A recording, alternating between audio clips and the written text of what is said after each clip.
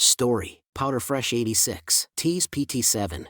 Introduction. In a world where trust is shattered and loyalties are tested, the aftermath of Kimmy's alleyway encounter with Wyatt, Beck, and Seth takes a dark turn. What was meant to be a one-sided confrontation has spiraled into something much more dangerous, setting the stage for an intricate game of cat and mouse. As the trio grapples with the consequences of their actions, a mysterious figure in the shadows begins to pull the strings. Unbeknownst to them, their lives are about to unravel, manipulated by someone who knows exactly what buttons to push. With the weight of their past decisions hanging over them, they must now confront not only their guilt but the consequences of crossing the wrong person. But there's one question that looms large. Who is really in control of this twisted game? What the fuck, Seth? You just left us out there with that crazy bitch. Wyatt yelled angrily as he applied a towel to his head wound. Beck moaned as he laid on his bed. I think she broke something, bro, he said, rubbing his chest as the side of his face swelled. Hey, screw you, man. I told you it was a bad idea to begin with. Don't drag me into your shit, Seth responded angrily as he handed Beck a cold drink from the mini fridge for his face. We've known each other for years. You're supposed to have our back, Wyatt griped. Not when you continue to do stupid shit. We're adults now, Wyatt. It's time to grow the fuck up. You two need to go to the doctor, Seth said, looking concerned at Wyatt's and Beck's condition. Damn, where did she train at, Cobra Kai? Beck moaned, pulling himself from his bed. Wyatt shot angry daggers at Seth, who assisted him from his desk chair. He snatched away angrily. The ping of his cell irritated him and he snatched it from the desk with blood-stained fingers. A message from an unknown sender. Wyatt opened the message to find a short video clip. His eyes widened as he pressed play. The 15-second clip showed him, Seth and Beck in the alleyway when they first confronted and attacked the girl. Her face was perfectly blurred, but theirs was clear enough for identification, plus there was sound. What the fuck, man? Who took this? Wyatt yelled out. Seth nervously cussed behind him as he watched the clip while Beck repeatedly asked what was wrong. Wyatt showed him the video clip. He sat back on his bed in shock. Dude, we're fucked, he said. Kimmy sat in her room with the door closed, staring at her reflection in her dresser mirror. She held an ice pack to her cheeks as instructed by Nana to reduce the bruising. Anger soared through her chest as she thought about the alleyway ambush earlier and the PTSD panic attack it led to in front of the girls. On top of that, she would have to put off the hunting session she had planned for the night. Kimmy grabbed a handful of her bedding angrily with her free hand. Suddenly, her phone pinged beside her. She lifted it up. It was a message from an unknown sender. She was cautious on opening things due to scammers. Her phone had an automatic scanning and spam protection for scam calls and messages, so one wasn't likely to get through. It wasn't impossible, but unlikely.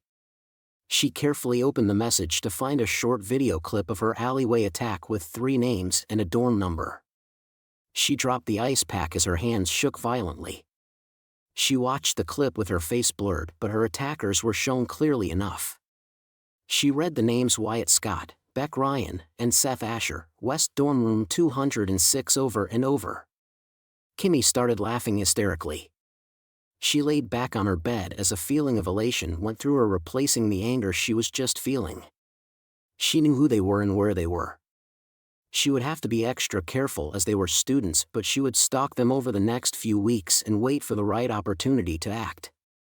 Kimmy suddenly sat up and looked back at the video with a growing curiosity and nervousness. Who had taken the video? Why didn't they do anything if they were there?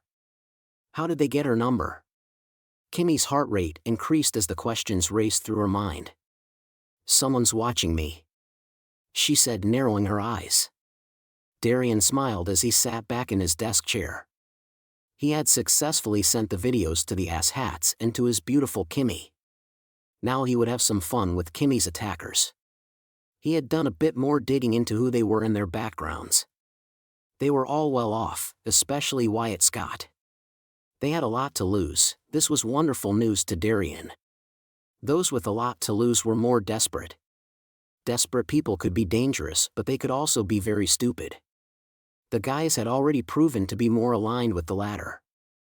The best part was that they all were there on sports scholarships. Darian laughed loudly, spinning in his chair. What should I destroy first? He whispered to himself happily. Wyatt's head pounded like a drum as he paced back and forth anxiously as blood dried on his head and face. Seth sat at the desk with his face in his hands as Beck sat blankly on his bed staring off into space. Who could have sent this? Wyatt mumbled. More importantly, why did they send it? What do they want? Seth interrupted. You're right, they didn't ask for anything and they didn't send it to the campus security or police. At least I don't think as we would know by now, right? Wyatt asked nervously. Maybe not, maybe we'll be arrested anytime now. Beck muttered sadly. Well, I didn't do shit. I left. This is on you too. Seth said nervously. Are you fucking kidding me right now?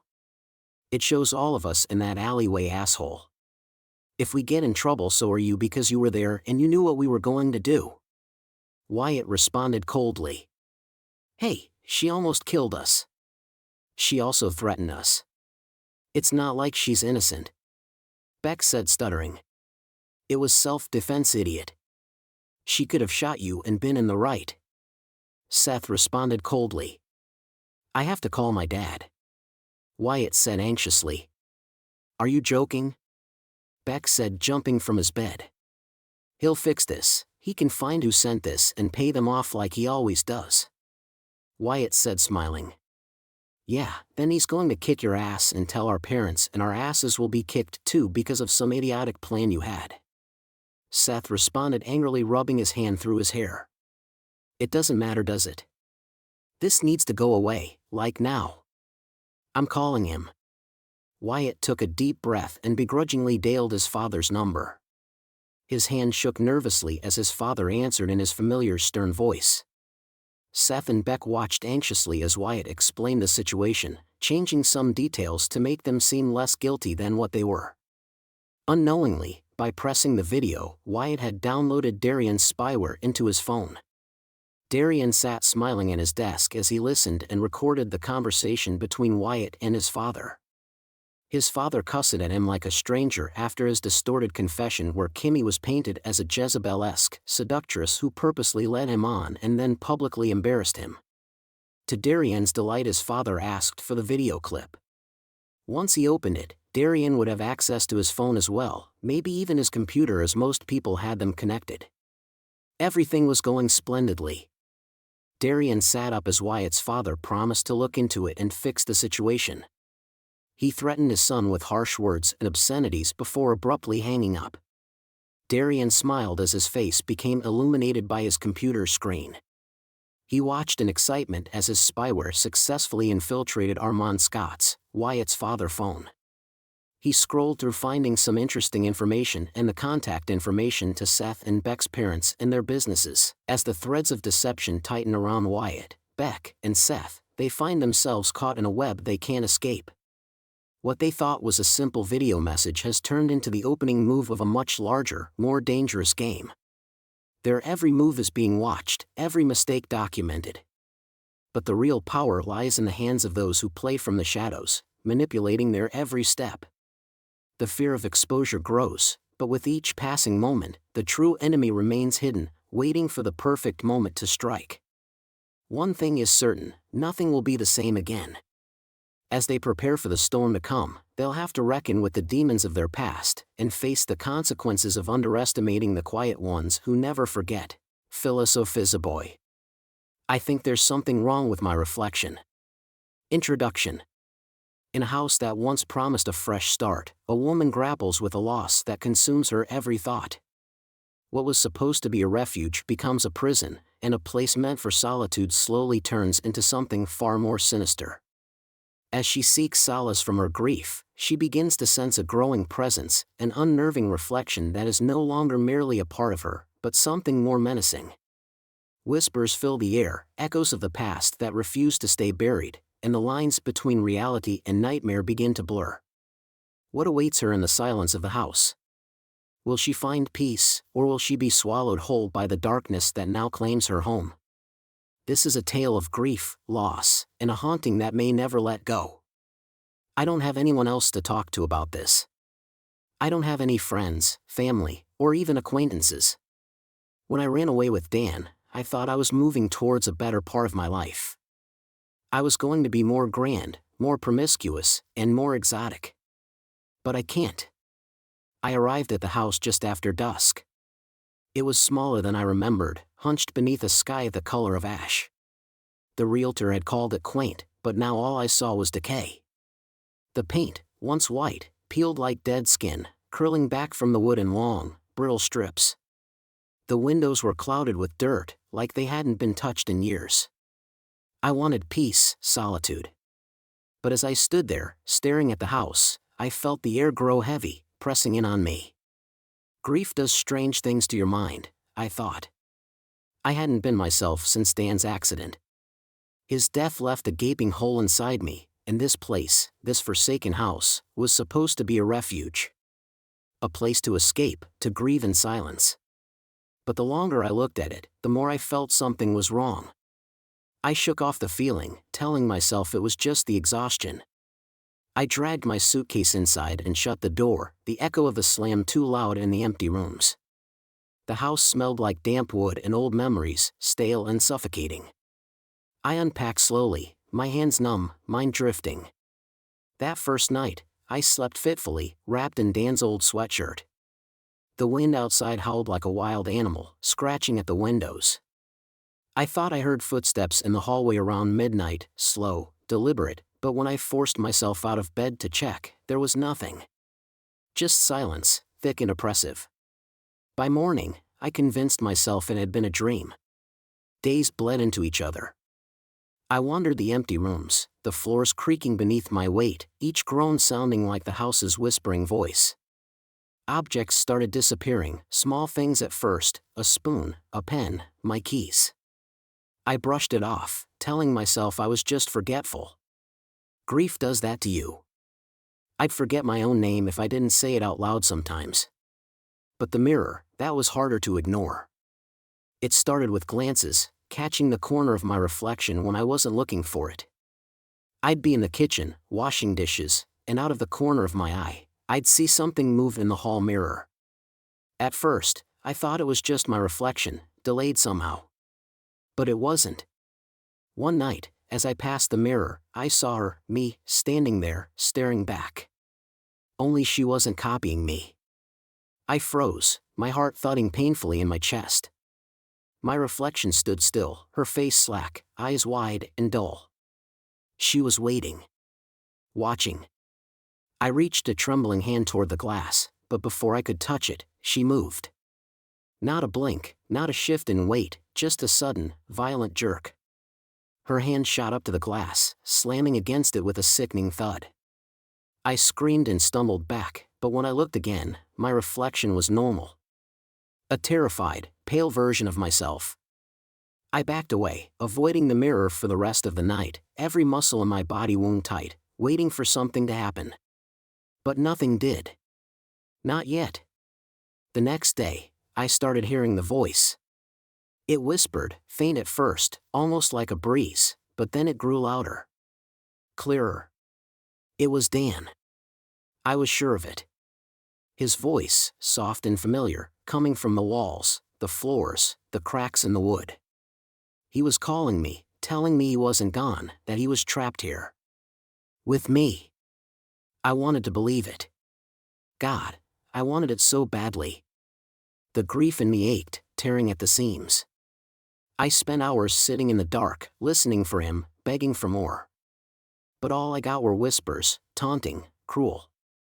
The voice turned from gentle to accusing, blaming me for his death, telling me I had abandoned him. You let me die, he hissed through the walls.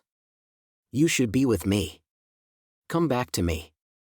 I tried to shut it out, but it followed me from room to room. The objects that had disappeared started showing up in strange places, on the bed, in the fridge, inside my shoes. Things I didn't even own appeared in the house, an old pocket watch, a child's stuffed bear, a photograph of someone I didn't know, their eyes scratched out. The mirror was the worst. Every time I passed it, she was there. My reflection. But she wasn't me anymore. Her eyes followed me, tracking my movements. She smiled when I wasn't looking. A cold, mocking grin that stretched too wide. I tried covering the mirror with a sheet, but every time I left the room, the sheet would be on the floor when I returned, the glass gleaming as if nothing had been there at all. By now, I was hardly sleeping. The voice never stopped. My reflection never looked away. Then, last night, it happened. I woke to the sound of glass shattering. Heart racing, I sat up in bed, blinking in the dark. The mirror. I knew it before I even stepped into the hallway. I could feel it, like a heartbeat, pulsing in the walls. The mirror was broken, shards scattered across the floor. But in the middle of the glass stood a figure, tall and dark, shifting like a shadow made of flesh. It smiled at me, my reflection, no longer behind the glass but standing in my home, dripping with something dark and sticky. I tried to scream, but the sound lodged in my throat as she moved closer, her smile splitting her face in two, wide and grotesque. "Come with me," she whispered, her voice like shattered glass. "Come be with him." I ran, but the house twisted around me, the walls groaning as they stretched and warped. I could hear her behind me, her footsteps quick and sharp like the ticking of a clock. Closer, closer. Now I'm here, hiding in the attic, my back pressed against the cold wood. The whispers are louder, Dan's voice mingling with hers, calling me, telling me to give in, to join them. I don't know how much longer I can hold on. The door is creaking open. And the mirror is gone. I think she is too. Outro. The house, once a silent witness to the echoes of grief, now stands as a monument to something far darker. The woman's struggle to escape the past has led her to a place where the boundaries between the living and the dead have crumbled. As the whispers fade into nothingness and the house grows silent once more, it remains unclear whether she truly escaped or was consumed by the very forces she sought to outrun. The mirror is gone, but the haunting remains, lurking in the spaces between memory and madness. For some, there is no closure, no final goodbye, only an endless echo, trapped in a place where reflection and reality no longer make sense. Creepy__us. Be careful where you camp out in Australia. Intro. Scene opens with a dark, misty Australian landscape at dusk, trees swaying in the wind. Narrator, calm, yet suspenseful tone. Australia is known for its breathtaking landscapes, its untouched beauty. But beneath the surface, there are stories, hidden, unsettling legends that have haunted this land for centuries. I've traveled across this vast country, seen its wonders, and felt its secrets. But nothing could prepare me for what I encountered during one quiet night, tucked away by the waters of Wallaga Lake. A place that was far too peaceful to be anything but dangerous. Scene transitions to a camper van parked by the lake as the sun sets. Narrator, this is the story of my encounter with something ancient, something otherworldly. And the one warning I should have never ignored. Sound of a distant whisper as the screen fades to black. I've been pretty much all around Australia. Take my word for it, the best way to see this country is by car. There's just so many little hidden secrets and pockets of paradise you miss if you try to do it all by bus or train, or simply jetting between the major cities. My memories of road tripping Australia are for the most part positive. Sure, there's been some ups and downs along the way. But that's life, isn't it? You just keep pushing forward. And that's what I did. There's one notable stopover that still stands out though. An event which very nearly convinced me to pack in my adventurous spirit for good. I'll recount this as best I can. It was sometime around late September, a few years ago now, and I was headed from Mirage Bay up to Narooma. It's a gorgeous coastal drive for the most part, aside from a little detour inland as you pass Wallaga Lake. The best part of road tripping is the impulsivity, especially when you're driving a fully equipped camper van like me. You can pull in just about anywhere for a break, as long as the area you're pulling up at isn't illegal for camping and whatnot, and so I did, as I came around the bending roads of that beautiful lakeside drive. I found a picture-perfect spot to camp out for the night. Remote, peaceful, just the way I liked it. I set up my camp, got a hot pot of coffee going, and kicked back in the deck chair soaking up the sun. I got there right on sunset, so it was absolutely ideal. September can be a little warmer, but in the early mornings and creeping into the evenings that time of year, you won't find better weather down under. I was gazing out over those crystal clear blue waters, when I heard someone speak. Ungoran Annie. Needless to say, this startled me. There was no one around, well there certainly hadn't been a moment ago anyway. Ungoran Annie. Again. That same voice. That's when I realized, there was no one around. I was hearing the voice in my head.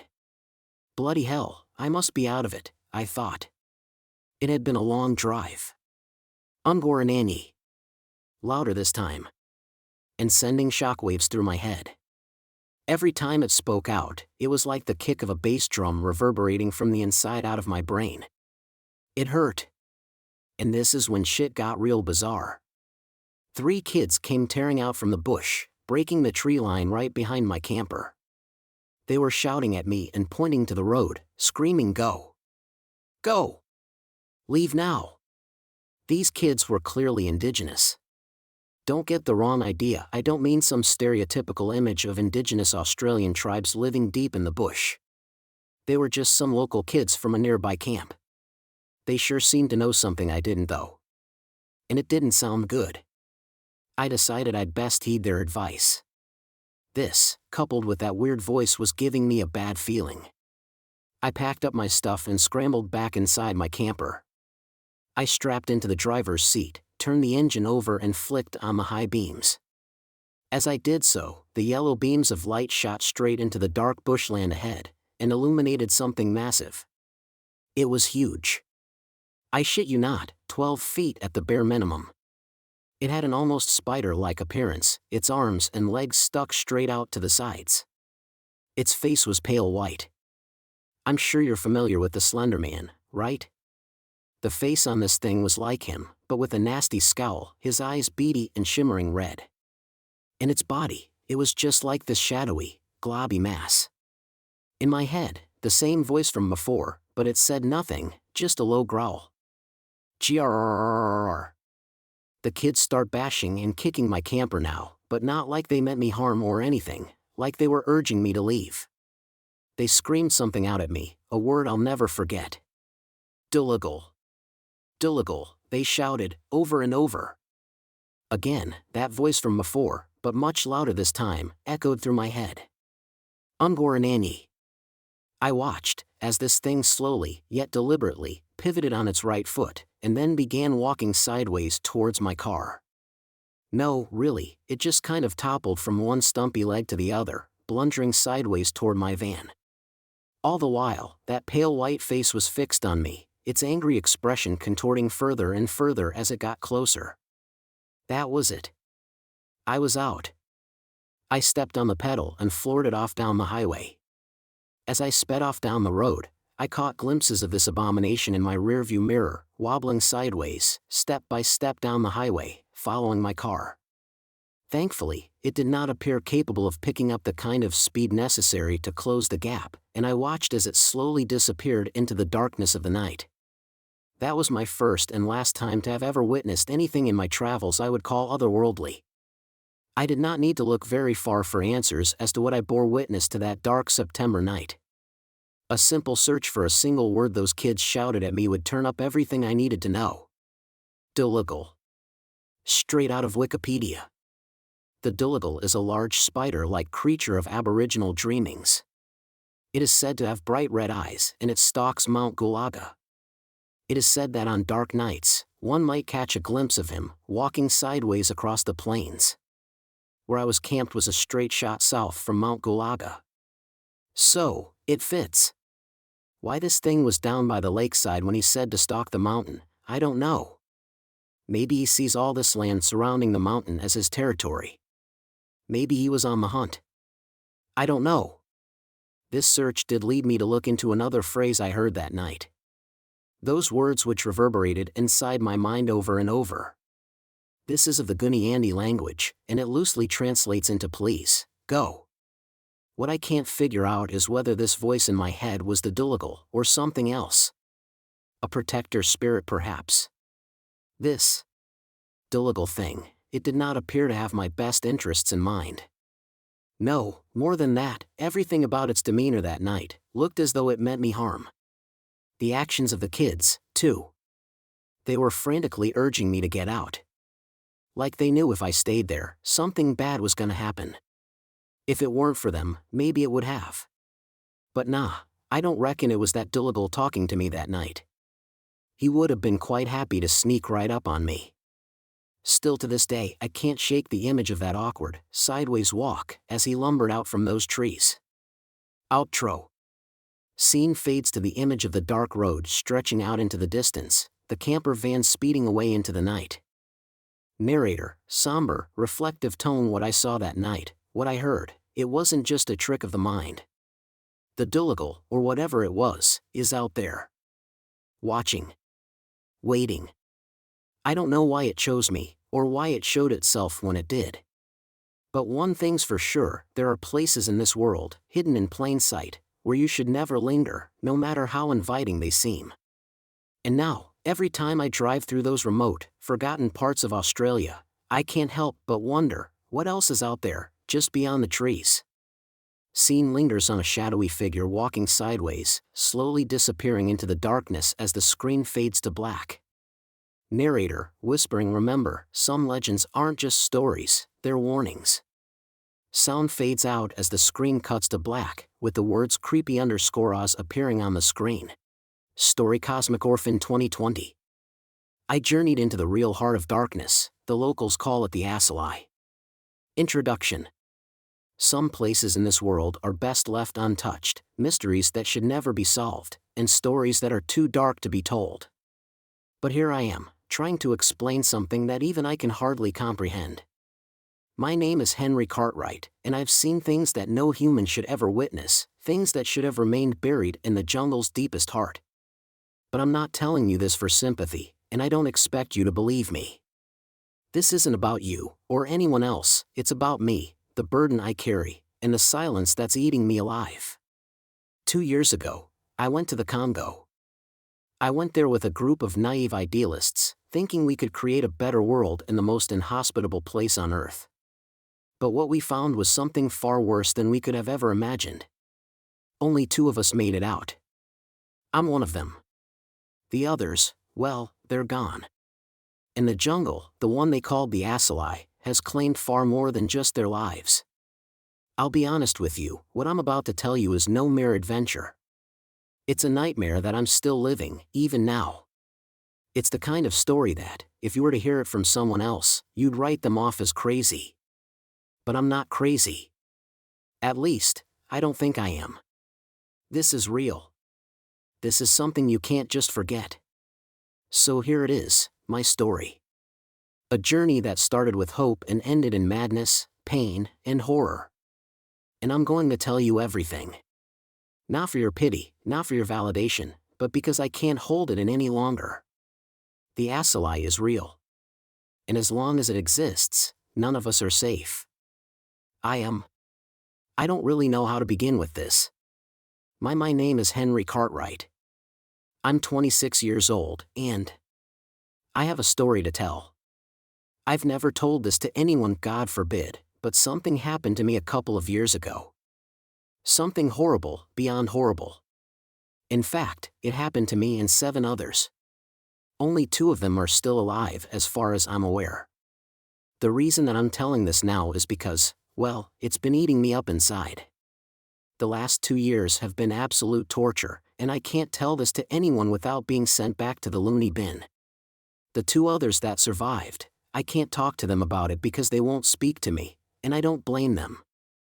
I've been riddled with such unbearable guilt at what happened 2 years ago, and if I don't say something now, I don't know how much longer I can last. If I will even last, whether I say anything or not. Before I tell you this story, about what happened to the lot of us, there's something you need to understand. What I'm about to tell you, you won't believe, and I don't expect you to. I couldn't give 2s***** guess if anyone believed me or not. I'm doing this for me, for those who died and for the 2 who still have to live on with this. I'm going to tell you the story. I'm going to tell you everything. And you're gonna judge me. Even if you don't believe me, you'll judge me. In fact, you'll despise me. I've been despising myself. For the past 2 years, all I've done since I've been out of that jungle is numb myself with drink and drugs, numb enough that I don't even recall ever being inside that place. That only makes it worse. Far worse. But I can't help myself. I've gotten all the mental health support I can get. I've been in and out of the psychiatric ward, given a roundabout of doctors and a never-ending supply of pills, but what help is all that when you can't even tell the truth about what really happened to you? As far as the doctors know, as far as the world knows, all that happened was that a group of stupid adults, who thought they knew how to solve the world's problems, got themselves lost in one of the most dangerous parts of the world. If only they knew how dangerous that place really is, and that's the real reason why I'm telling my story now, because as long as that place exists, as long as no one does anything about it, none of us are safe. None of us. I journeyed into the real heart of darkness. The locals, they call it the Asili. Like I said, this all happened around 2 years ago. I was living a comfortable life in North London at the time, waiting tables and washing dishes for a living. That's what happens when you drop out of university, I guess. Life was good though, you know? Like, it was comfortable. I looked forward to the football at the weekend, and honestly, London isn't that bad of a place to live. It's busy, people and traffic everywhere, but London just seems like one of those places that brings the whole world to your feet. One day though, I get a text from my girlfriend Nadia, or at that time, my ex-girlfriend Nadia. She was studying in the States at the time and we tried to keep it long distance, but you know how it goes. You just lose touch. Anyway, she texts me, wanting to know if we can do a video call or something, and I said yes, and being the right idiot I was, I thought maybe she wanted to try things out again. That wasn't exactly the case. I mean, she did say that she missed me and was always thinking about me, and I thought the same, but she actually had some news. She had this group of friends, you see, an activist group. They called themselves the, BADS, what that stood for I don't know. They were basically this group of woke students that wanted equal rights for all races, genders and stuff, I dunno. Anyway, Nadia tells me that her and her friends were all planning a trip to Africa together, to the Congo, actually, and she says that they were going to start their own commune there in the ecosystem of the rainforest. I know what you're thinking, it sounds badass ***T mad. And that's what I said.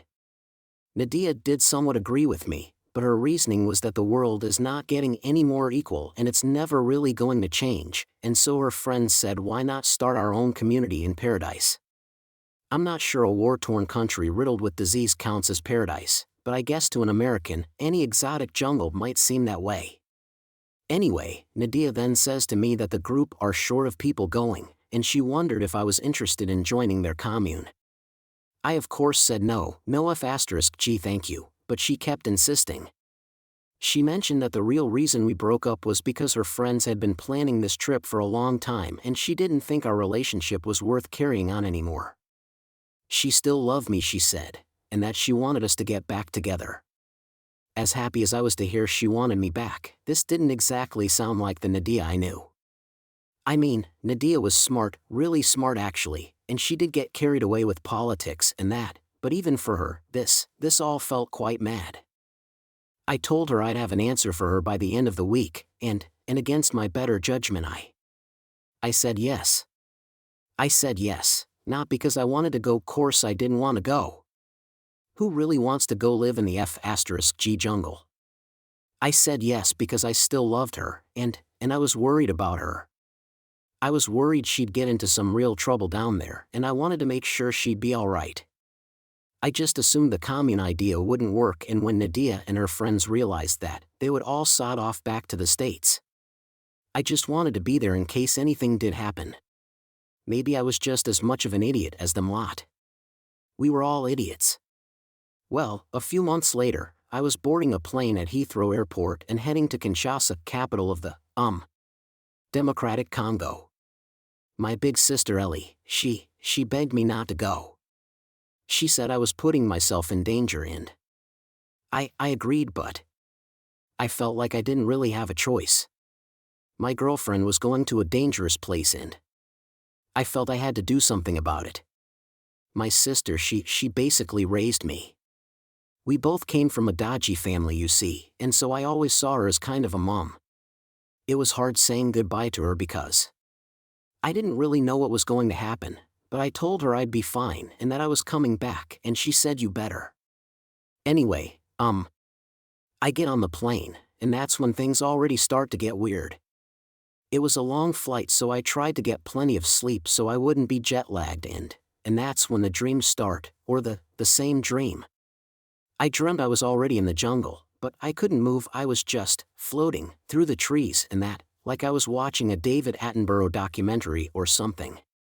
Next thing I know, there's this, fence, or barrier of sorts, running through the jungle. It was made up of these long wooden spikes, crisscrossed with one another, sort of like a long row of X's.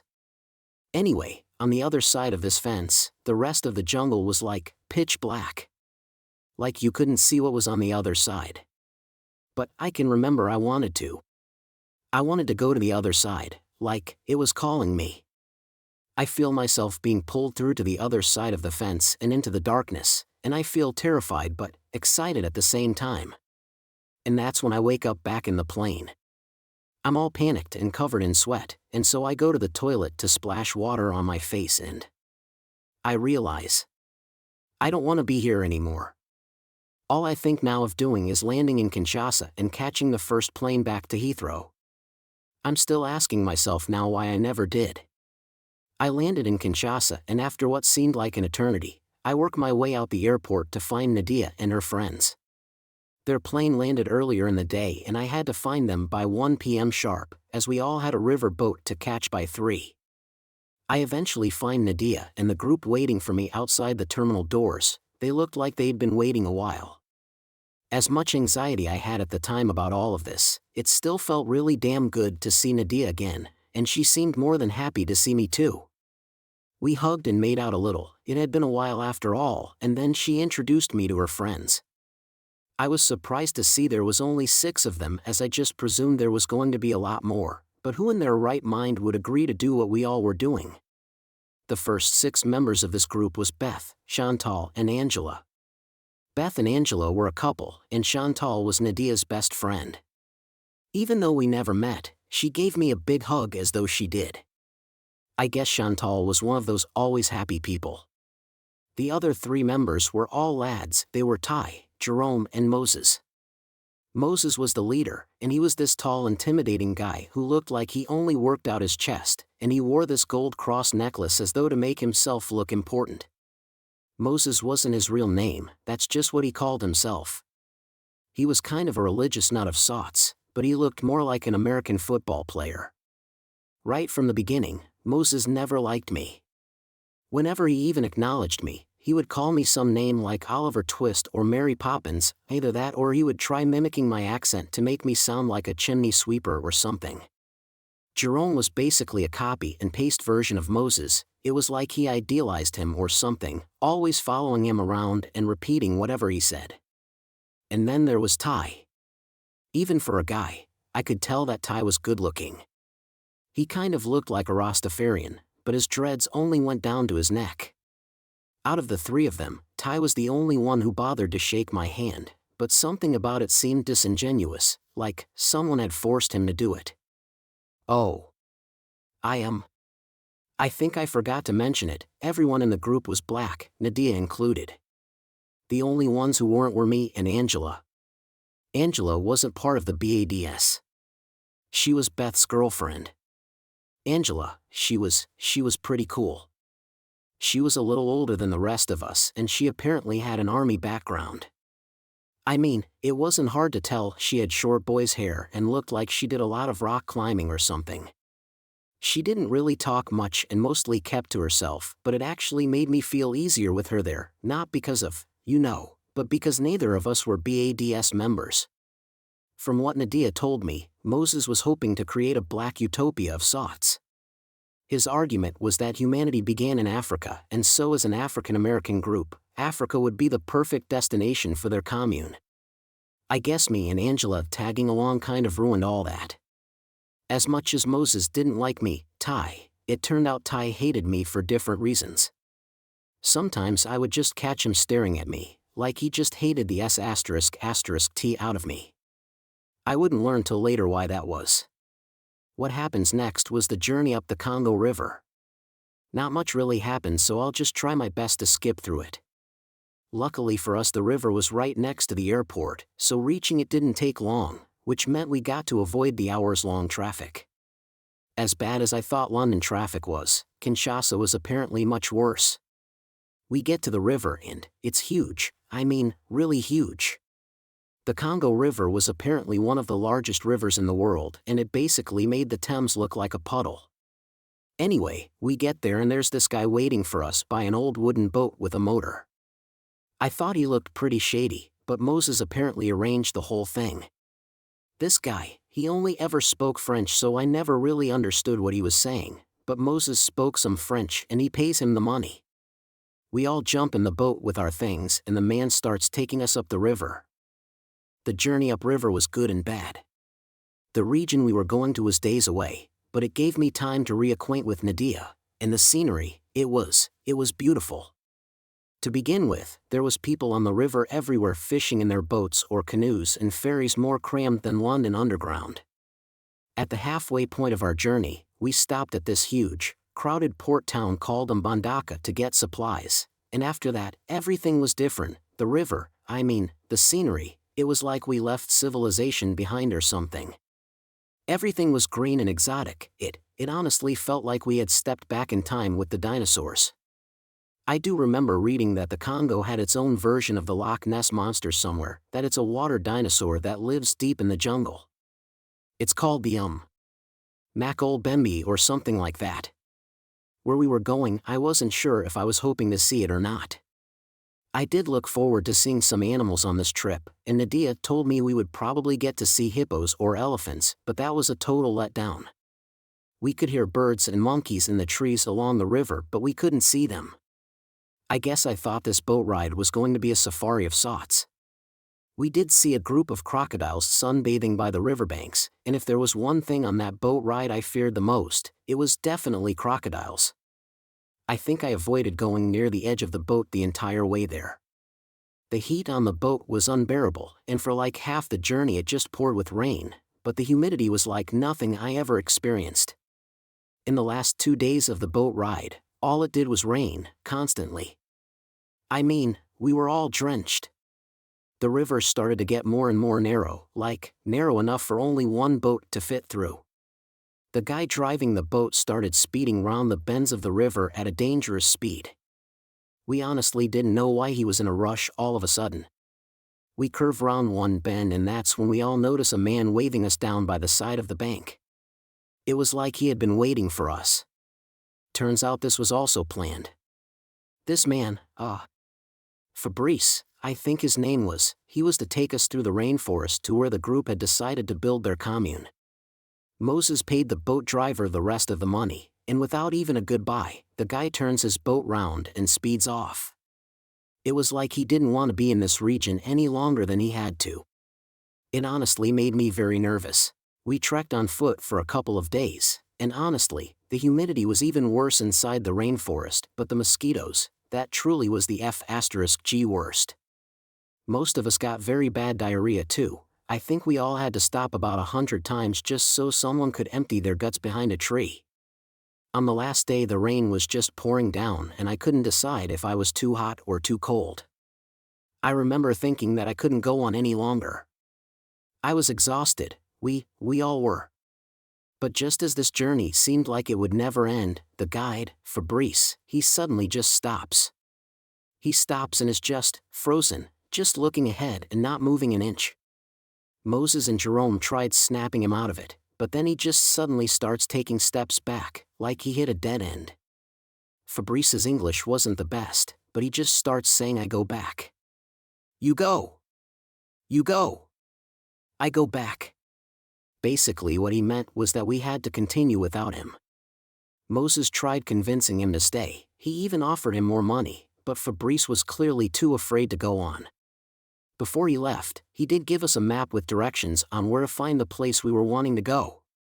He wished us all good luck, but then he stops and was just staring at me, dead in the eye, and he said, "Good luck, Arsenal." Like me, Fabrice liked his football, and I even gave him my Arsenal cap I was wearing. But when he said that to me, it was like he was wishing me luck most of all, like I needed it the most. It was only later that day that we reached the place where we planned to build our commune. The rain had stopped by now and we found ourselves in the middle of a clearing inside the rainforest. This is where our commune was going to be.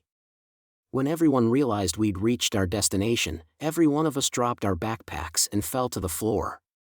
I think we were all ready to die.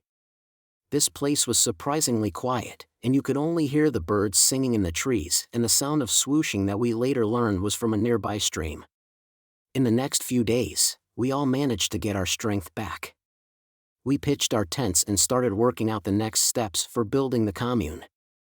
Moses was the leader, and you could tell he was trying to convince everyone that he knew what he was doing, but the guy was clearly out of his depth. We all were, that was except Angela. She pointed out that we needed to make a perimeter around the area, set up booby traps and tripwires. The nearby stream had fish, and she said she would teach us all how to spear fish. She also showed us how to make bows and arrows and spears for hunting. Honestly, it just seemed like there was nothing she couldn't do, and if she wasn't there, I doubt any one of us would have survived out there for long. On that entire journey, from landing in Kinshasa, the boat ride up the river and hiking through the jungle, whenever I managed to get some sleep I kept having these really uncomfortable dreams. It was always the same dream. I'm in the jungle, floating through the trees and bushes before I'm stopped in my tracks by the same makeshift barrier fence, and the pure darkness on the other side, and every time I'm wanting to go enter it. I don't know why, because this part of the dream always terrifies me, but it's like I have to find what's on the other side. Something was calling me. On the third night of our new commune though, I dreamt something different. I dreamt I was actually on the other side. I can't remember much of what I saw, but it was dark, really dark. But I could walk. I was walking through the darkness and I could only just make out the tree trunks and the occasional branch or vine, but then I saw a light, ahead only 20 meters away. I tried walking towards the light, but it was hard, like when you walk or run in your dreams but you barely move anywhere. I do catch up to the light, and it's just a light, glowing, but then I enter it. I enter and I realize what I've entered's now a clearing, a perfect circle inside the jungle, dark green vegetation around the curves, and inside this circle, right bang in the middle, is one single tree, or at least the trunk of a tree, a dead, rotting tree. It had roots that were like octopus legs that curled around the circle's edges, and the wood was very dark, almost black in color. A pathway lined with stones leads up to the tree, and I start walking along it. The closer I get to this tree, I see just how tall it must have been originally. A long stump of a tree, it leans over me like a tower. Its shadow comes over me and I feel like I've been swallowed up, but then the tree's shadow moves away from me, as though beyond this jungle's darkness is a hidden rotating sun, and when the shadow disappears, I see a face, high above me on the bark of the tree, carved into it. It looked like a mask, like an African tribal mask. The face was round and it only had slits for eyes and a mouth, but somehow, the face looked like it was in agony, the most unbearable agony. I could feel it. It was like torture, like being stabbed all over 1,000,000 times or having your own skin peeled off while you're paralyzed. I then feel something down by my ankles. I look down to my feet and then I look around the circle. The floor of the circle is covered with what look like hands, severed hands, littered all over. I try and raise my feet, panicking. I'm too scared to step on them, but then the hands start moving, twitching their fingers. They start crawling like spiders all around the circle. The ones by my feet start to crawl up my legs and I'm too scared to brush them off. I feel the hands crawling all over me and I feel like I can't move. I then feel a huge weight come over me and I fall to the floor and I hear a zip. End of part 1. Outro. What happened in that jungle, the things we saw, the things we became, will haunt me for the rest of my days. And the truth of what I've told you, the truth of the Asali, is not just some terrifying tale spun for shock value. It's a warning. I don't expect you to believe me, I really don't. I wouldn't blame you if you didn't. But I'm telling you this because I have to. Because the memories of what we did, what we unleashed, are too heavy for me to carry alone any longer. I've told you the story of my journey into the real heart of darkness, the place that called to me, that twisted my mind, that tore us apart. The others. I don't know where they are. The ones who died, they never deserved any of it. The ones who survived, well, they don't want to talk to me. I don't blame them. But me? I'll be left with this burden forever, and I don't think I'll ever escape it. As for the place itself, the Asali, I don't know if it's still there. I don't know if it ever really existed in the way we understood it. But I do know one thing for sure, there's something out there, waiting. And I don't think we're the last to stumble across it. Maybe one day, someone else will venture into that cursed jungle. Maybe they'll find the clearing, the tree, and the hands. Or maybe the jungle will find them first. But whatever happens, I pray they don't make the same mistake we did. Because some darknesses, once uncovered, can never be forgotten. That's all I have to say. The rest, well, it's in the past. And as for me, I'll carry it until I can't anymore. Story her screams. I knew there was something off about my new employer, but I didn't expect this. The first time I saw the Bluefin Diner, it was exactly the kind of place I expected to find in a wasteland like this. Route 66 stretched ahead like a ribbon of asphalt through the barren desert, the air shimmering with heat under the relentless afternoon sun. The road seemed endless, with nothing but barren land and the occasional cactus breaking the monotony. It was the kind of desolation that made you feel small, insignificant, just another speck in the vastness of the universe. I'd been on the move for weeks, drifting from town to town, with nothing but my old duffel bag and a sense of hollowness that had settled in my chest like a stone.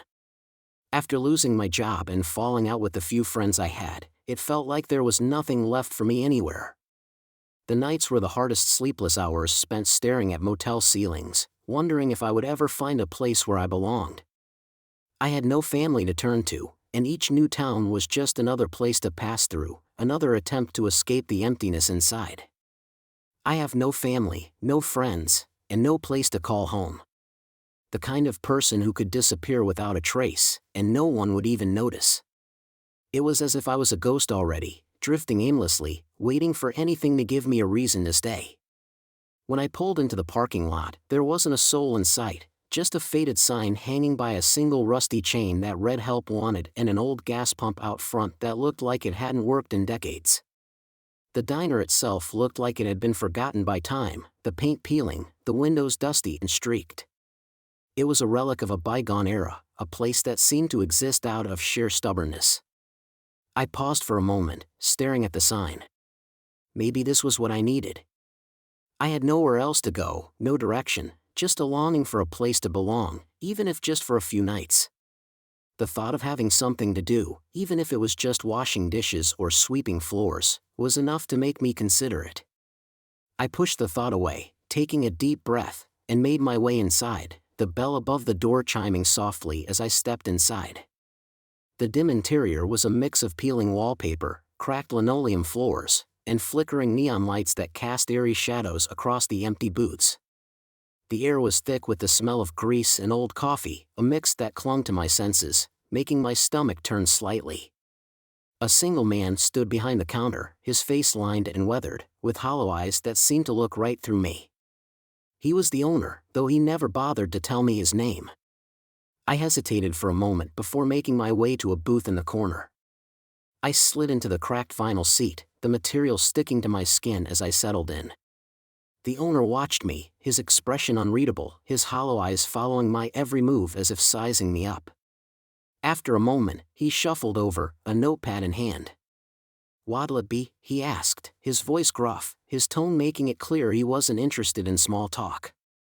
I glanced at the faded menu lying on the table, the pages yellowed with age and stained with coffee rings. There wasn't much to choose from, and everything looked like it had been there since the place first opened. "Just a coffee, please," I replied, offering a small, tentative smile, though I doubted it would make any difference.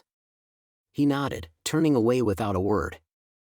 I watched as he moved behind the counter, the sound of the coffee machine breaking the silence. It felt strange, almost surreal, sitting there in the empty diner, the hum of the old refrigerator the only other noise. The neon sign outside flickered, casting brief flashes of red and blue across the room, adding to the sense of unease that seemed to permeate the place. He returned a moment later, setting the chipped mug in front of me. I wrapped my hands around it, savoring the warmth, even if the coffee itself tasted burnt and bitter.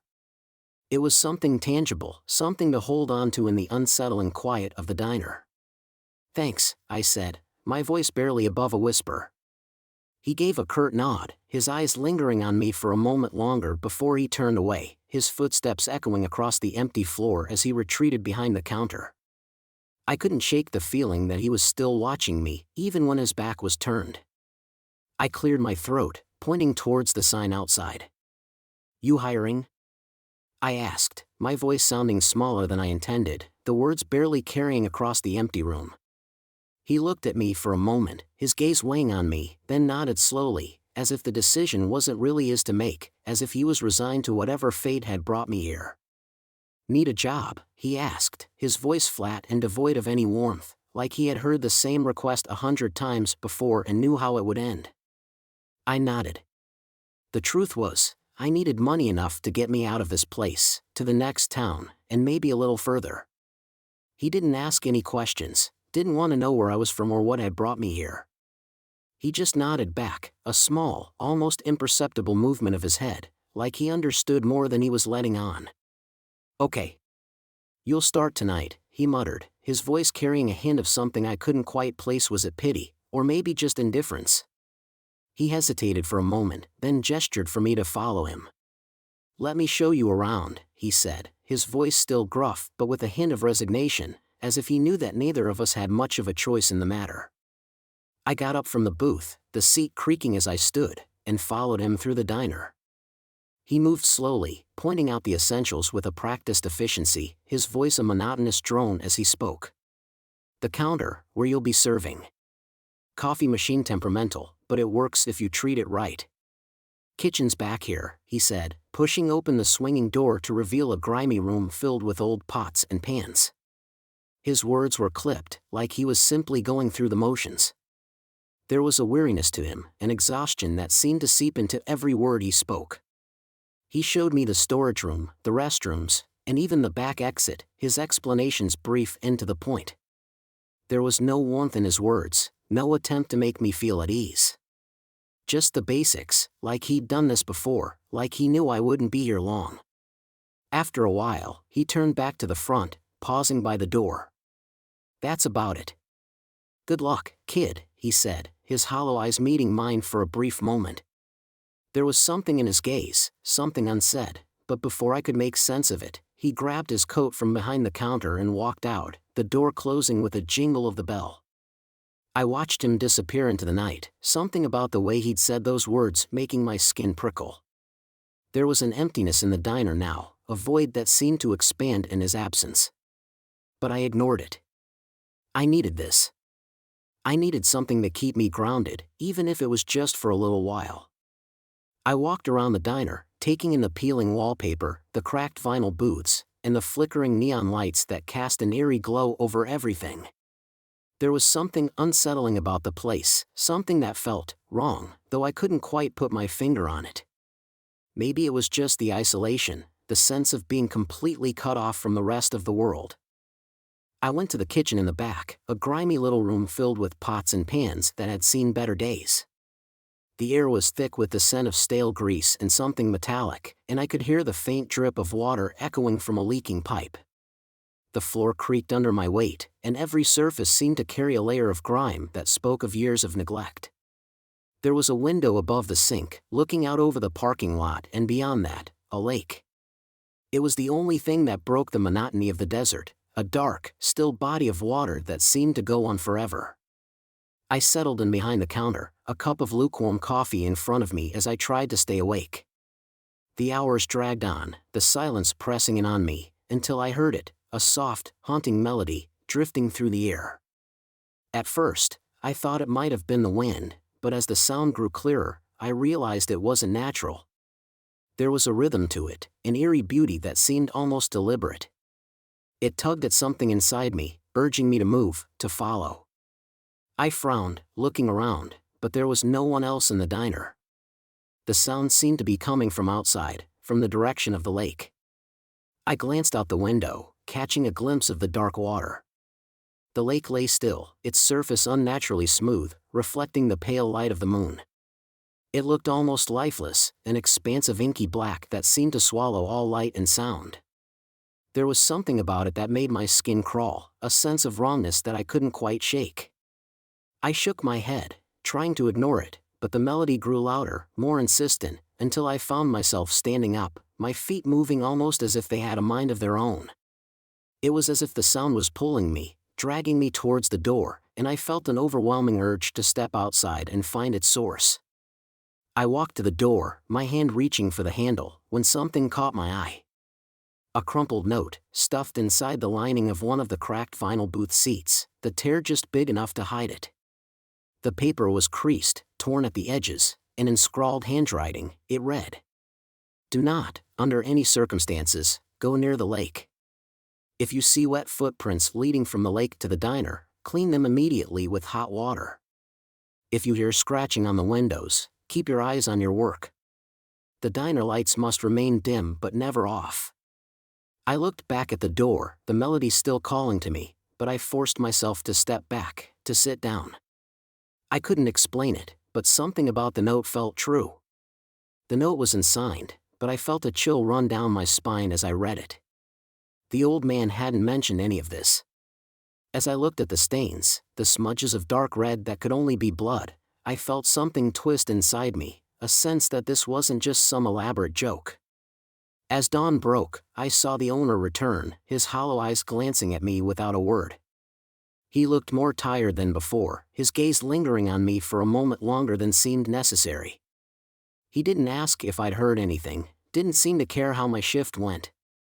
I watched him for a moment, wondering what secrets lay behind those tired eyes, before returning to my car to try and get some sleep. Exhaustion weighed heavy on me, but sleep was elusive. When I finally dozed off, I dreamed I was drowning in a nearby lake, the dark water wrapping around me, pulling me under while the haunting melody echoed all around, muffled and relentless. I jolted awake, my heart pounding, the fear lingering even as I tried to shake it off. It wasn't much, but it was all I had. A few hours of uneasy rest before the next night began. I found an old, half-stale sandwich that tasted like cardboard, and washed it down with a cup of coffee so bitter it almost made me gag. I forced it down anyway, needing the energy. The next night was different. I was wiping down the counter, the old man gone home for the night, leaving me alone in the dimly lit diner.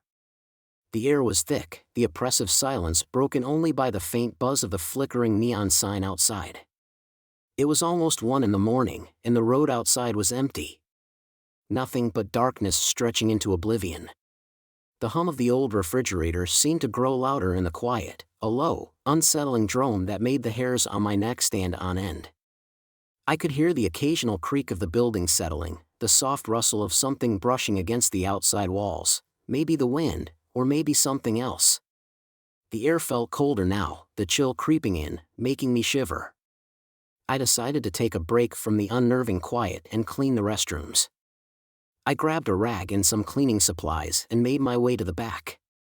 The restrooms were just as grimy as the rest of the diner, the tiles cracked and stained, the mirror above the sink coated in a layer of grime that made my reflection look ghostly. I scrubbed at the sink and wiped down the counters, trying to ignore the growing sense of unease that seemed to be pressing in on me. The sound of dripping water echoed off the walls, each drop seeming louder than the last. When I finally finished, I took a deep breath and made my way back to the front of the diner. But as soon as I stepped out of the restroom, my heart froze. There, on the floor, were wet footprints. I dropped the rag I was holding, the sound of it hitting the ground barely registering in my ears. The footprints led from the door, across the diner floor, and toward the counter where I stood.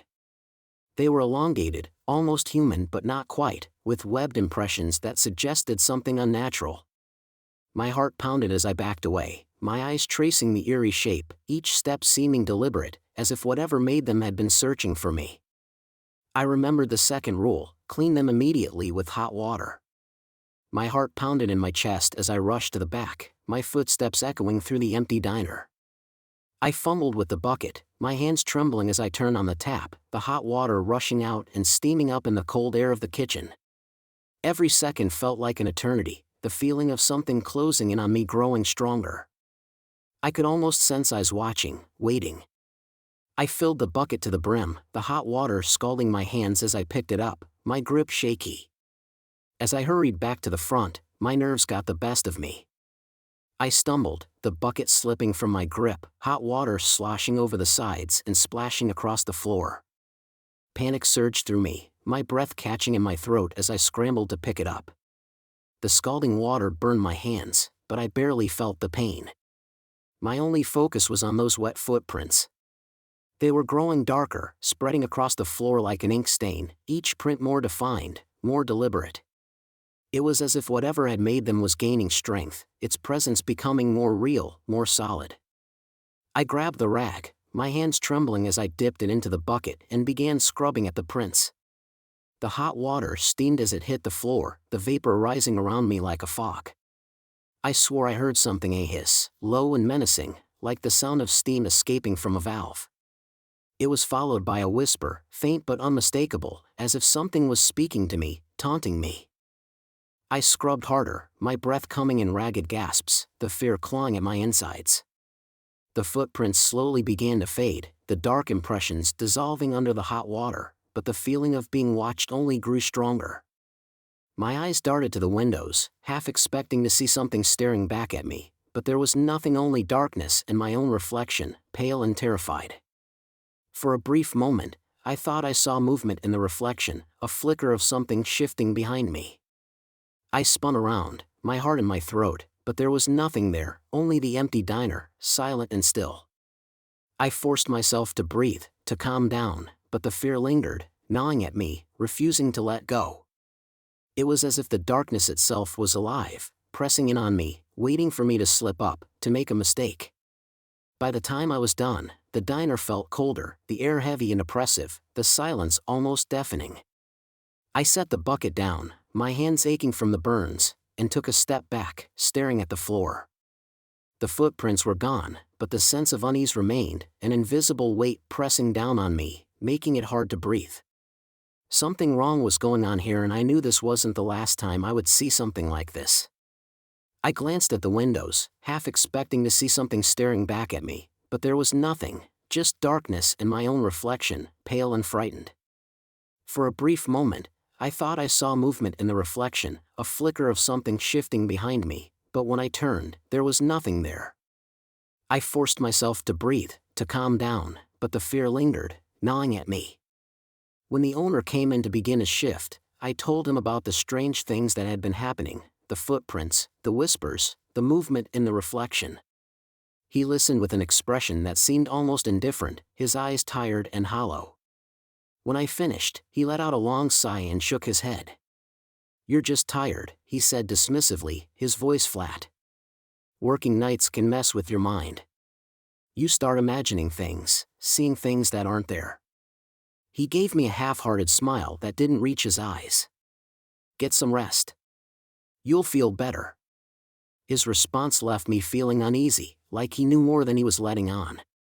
There was something in the way he spoke, the way he avoided my gaze, that made my skin crawl.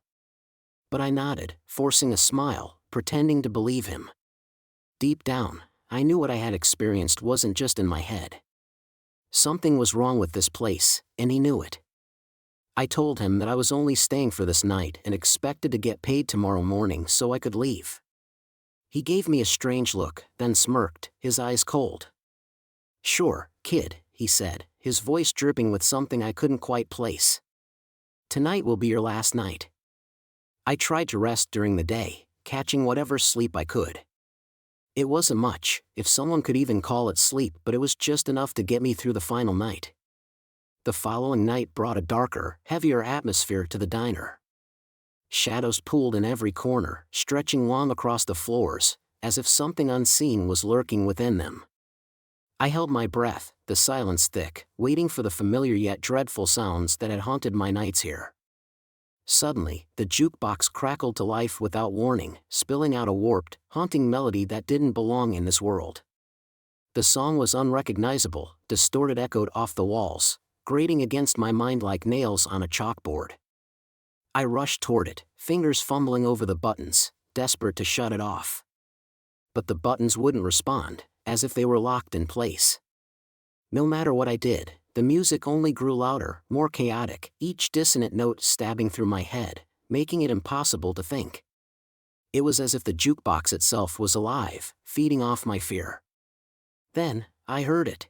It started soft, almost like a gentle brush against the glass, but I knew better. I knew it meant that something was out there, something dangerous, something that had found me and wasn't going to leave until it got what it wanted.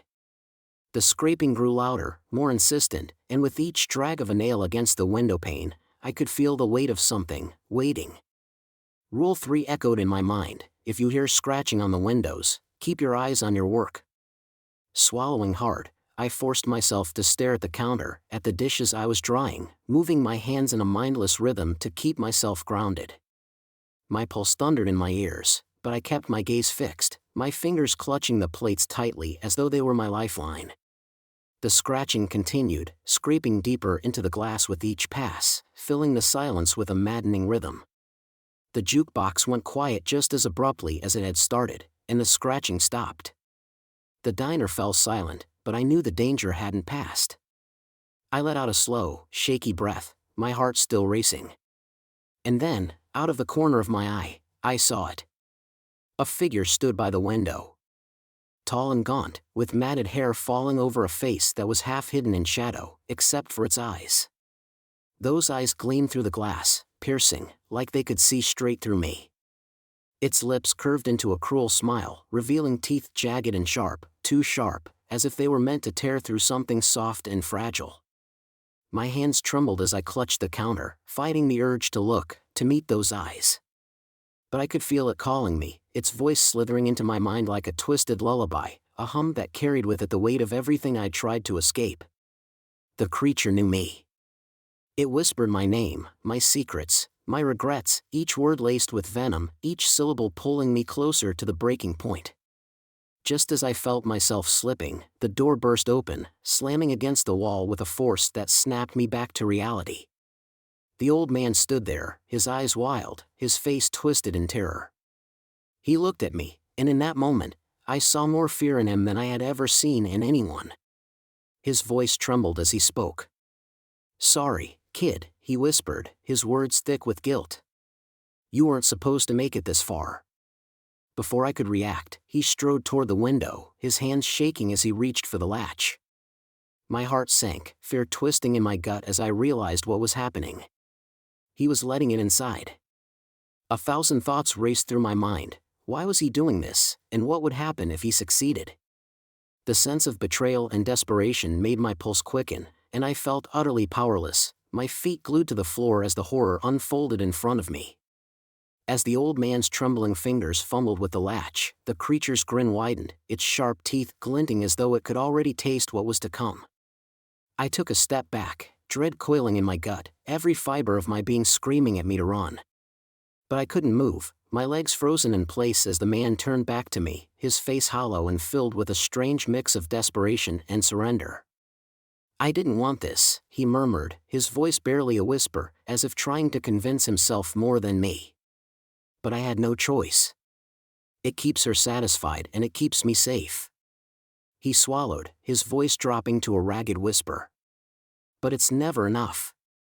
The horror of his words crashed over me. I was just one more in a long line of sacrifices, lured here to save his miserable life. The disgust was overwhelming, but there was no time to think.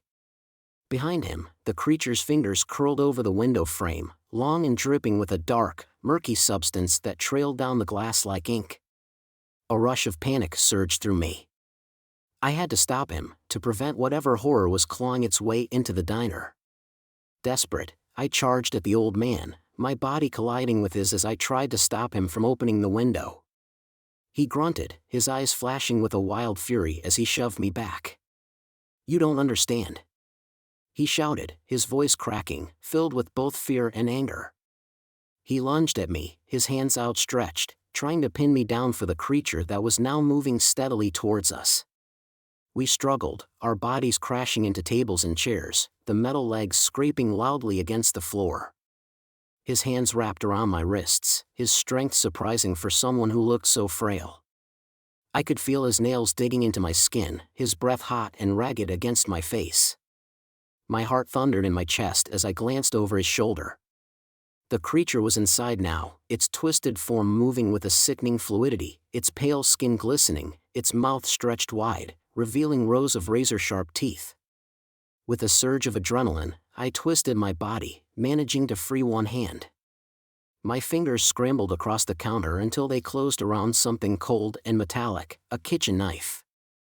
Without thinking, I plunged it into the old man's side. He let out a choked gasp, his grip loosening as his eyes widened in shock and pain. I pushed him away from me, his body stumbling backward, directly towards the creature. The creature's eyes gleamed with a predatory hunger as it reached out, its long, wet fingers wrapping around the old man's shoulders. He barely had time to scream before the creature sank its teeth into his neck, the sharp fangs tearing through flesh with a sickening crunch. His body went rigid, his eyes wide with terror as the creature dragged him down, its teeth still embedded in his neck. I could see the blood trailing behind them, dark and slick, leaving a gruesome path as it pulled him closer to the open window. His screams echoed through the diner, a desperate, haunting sound that sent shivers down my spine. His eyes locked onto mine one last time, filled with a pleading, terrified look, but there was nothing I could do. He was beyond saving. They reached the window, and with a final, jerking motion, the creature dragged him into the shadows outside. The old man's screams were cut off abruptly, leaving only the sound of the creature's rasping breath and the faint crunch of his body being pulled over the gravel outside. I couldn't move, couldn't breathe. My heart hammered as I listened to the horrible, wet sounds fading into the distance. Without looking back, I turned and ran, my footsteps pounding against the linoleum as I burst through the front door and into the cool night air. Outside, the world was still and silent, a stark contrast to the chaos I had left behind. The cold air bit into my skin, grounding me as I staggered forward, trying to shake the horrifying images from my mind. I kept walking, my steps unsteady, my heart still pounding. I started the car and floored it. I had survived, but I knew I would never be the same. Her whispers would always be there, a reminder of what I had faced, of the darkness that lurked just beyond the surface of the lake. Lost_Ghost 2920. We can't sleep. I want to say this is a draft of the first chapter, feedback is appreciated. Intro. Late night shifts, isolation, and eerie encounters, Mark's world is about to take a twisted turn. Working as a night security guard at a pharmaceutical company, he's already fighting the weight of his own mind, haunted by broken relationships and unsettling memories. But when a mysterious, unmarked van appears in the parking lot, Mark and his coworker, Yase, are thrust into a bizarre encounter that quickly escalates. What begins as a routine check transforms into a chilling exchange with a man whose unsettling presence leaves them questioning everything. As they dig deeper, they'll soon realize that some mysteries are darker and more dangerous than they could have ever imagined. Prepare for a story where nothing is as it seems, and every decision could be the difference between life and death. Night Nulla. Everything we do, every thought we've ever had, is produced by the human brain. But exactly how it operates remains one of the biggest unsolved mysteries, and it seems the more we probe its secrets, the more surprises we find. Neil deGrasse Tyson, ZZZZ, were. Ugh, that goddamn vent, rattling. It's driving me crazy. ZZZZZ, where the man sighs irritably and grasps the single lock of hair that escapes from the tucked-in creases of his baseball cap and pulls it back into place. His eyes glide from his hair strands to the vent, the old thing humming and banging, obsolete, and needing replacement. Does he need a replacement, a change? He felt as if perhaps he is obsolete.